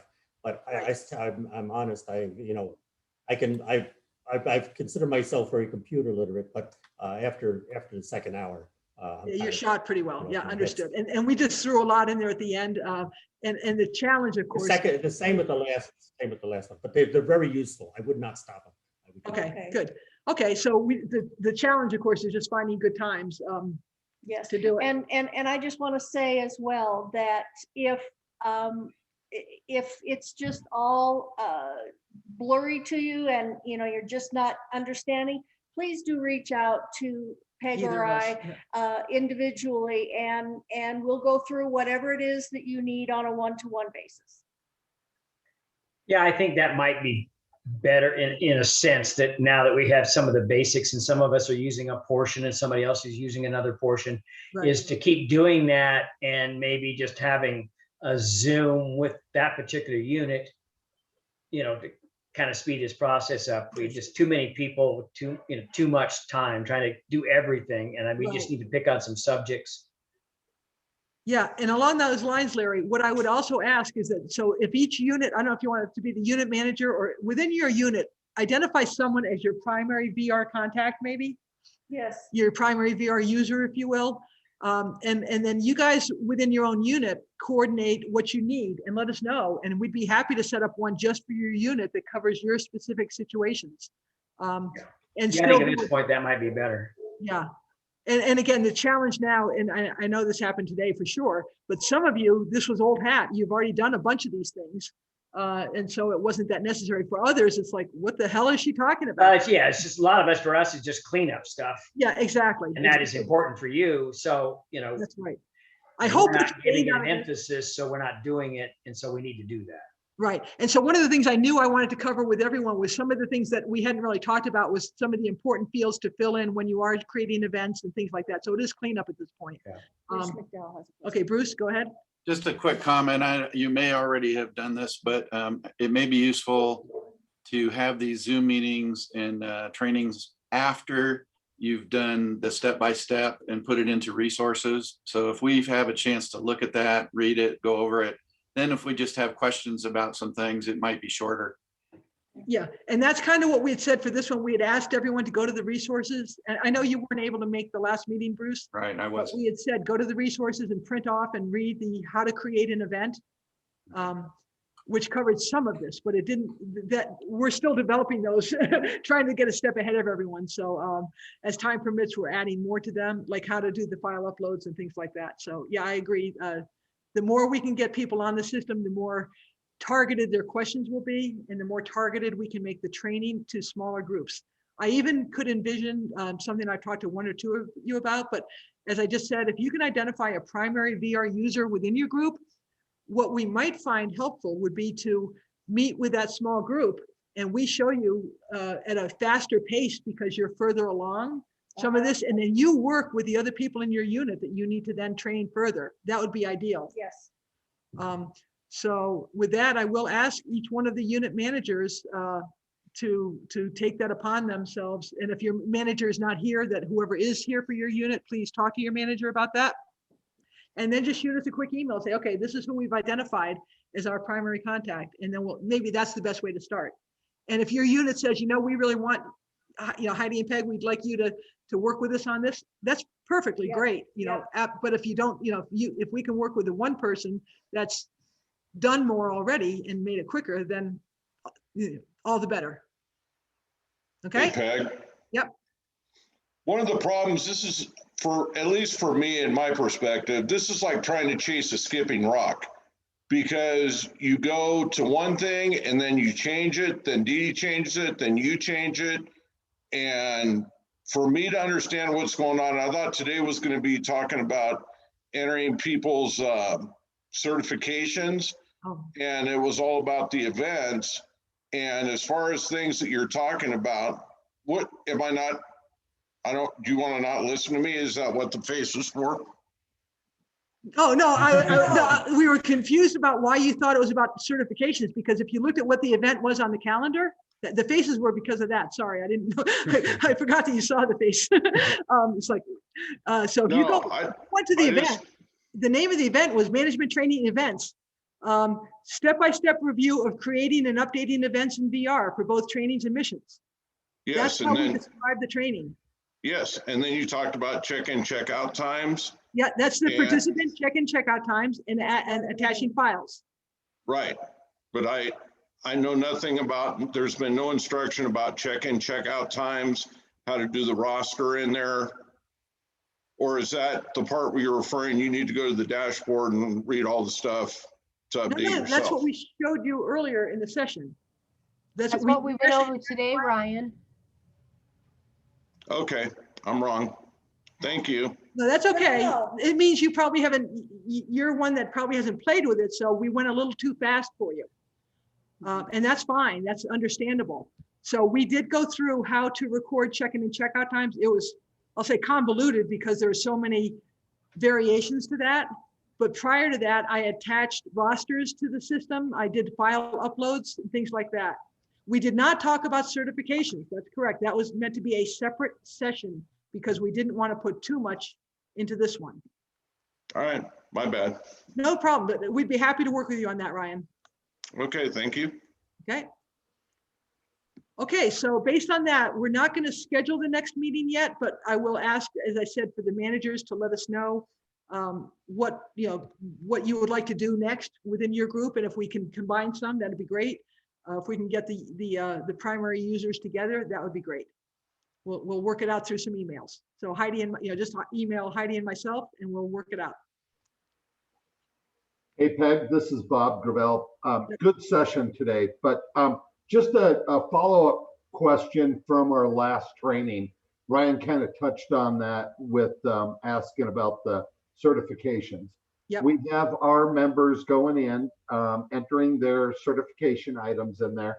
Am I mistaken? Did I believe that the dispatchers would be able to have access to go in and verify? Yes. Dates and stuff, because we do not have access to do that. You actually do, but you haven't been shown how to do it. So when are we going to be shown how to do that? I think that's maybe the piece Ryan was talking about, because Ryan and I talked about that the other night. Oh, I see. We were hoping that would be covered on here. Yeah, that's something, again, I know a lot of you want to be done, so I think we should do a separate session, but it's actually pretty straightforward. Or give me a call. This is something that I think John Harris did, and maybe Heather. They called us individually and said, hey, we need to get ours in. And in about 5 minutes, I was able to show them how to do it. So if you're ready to do it and we don't have another session yet, please reach out to us and we can. Yeah. Well, I'm ready to do it. I'm willing to hang on here too, if it only takes 5 minutes. Those two can hang on. Okay, well, if anyone that wants to hang on to do that, hang on and I'll show it. But those that have had enough and don't want to get boggled by something else, you're absolutely welcome to leave the meeting at this point. And for those that want to stay on, I will take you through the quick step of how to verify certifications. So any other questions before anyone else departs? And we're down to 16, I see. So. Still 16. Okay. Membership. So I will go ahead, and so what I'm going to show you, what cat's active here. When you said you don't have access to that, what you're referring to is that in the member list or in your own dashboard, you can only edit your own records. And all of you that are pretty much in this meeting have higher access to the system. So when you add your own certifications, it automatically verifies them. But actually, I'm going to take maybe 5.5 minutes here because I want to show you one thing real quickly. So when you're in your own record, I should go to my dashboard. and I edit my own record and I go to certifications, you've already figured out, I mean, most people already have figured this out, how to get to these different things, right? Different tabs and then the different search within that tab. What I want you to be aware of to show your members is that if you hover over the edit or the add option, there is some, often, not always, but there might be some text, and the driver's license is the absolute best example. A little bit of instruction. What are we supposed to put in here? Enter the date that your driver's license is issued as the date certified and the date it expires as the expiration date.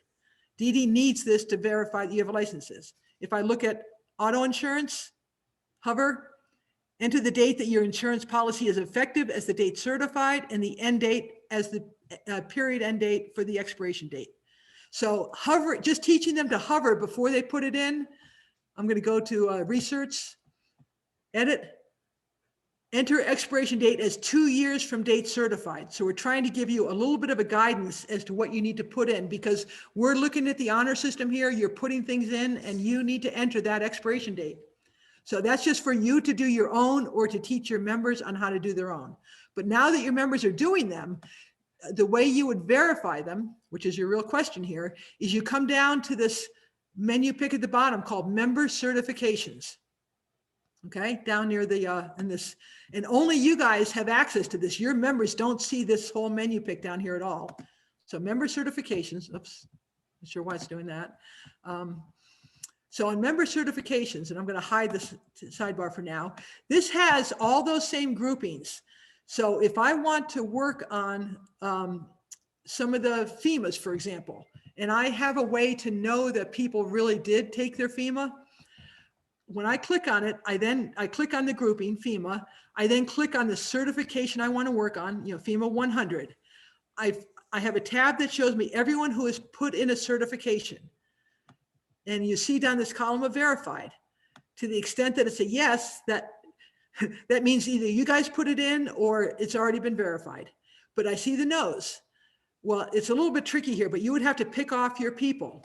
So I see Don's not, but let's say I'm not working on him. Let's say I'm working on Linda, and I've proven that she did. I have a way to know that she did this, and I'm not even going to be picking people off the same group here. So I'm not really going to do this, but I'd pick off the ones I want to verify, and I could do it one at a time if I needed to.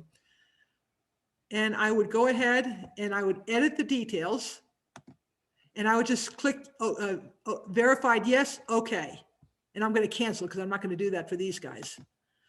And then that would change them from unverified to verified. It's a little tedious, but it's cert by cert, but you can click off all the people that you need to verify at once if you can find them in your unit. I am asking the developer to throw in our call sign here to help you find, you know, the unit number a little easier, or the unit, but you should know your own people, obviously, and you should know that you have verified them in some method. So that's how you would verify them. And if they did put in the incorrect expiration date, like on research or something, and you look at these and you can see right here, you know, 20 through 22, 20 to 22, 21, 23, you know, they're all 2 years. So that's all good. But if you're going to verify someone and you realize that they put in, like here, there's a 3-year. So we've been told that the fitness test must be every 2 years, even though the task book says it's 3 years. So some of these need to be fixed. So again, I can fix them here by clicking hers and seeing who else might have done that. And I'm not going to take the time. There's a 21 to, well, they're going to be different. So I need to pick off everyone with the same end date. So let's just say Linda, I just want to fix her record. I would just click her off. I would edit the cert details, and then I would have to put in down here, and I didn't pay attention to it. I'm going to just fix it. Who did I say? There, right, you're right there. Oh, there. Okay, so I need it to be 10/29/22, right? Yes. 10/29/22.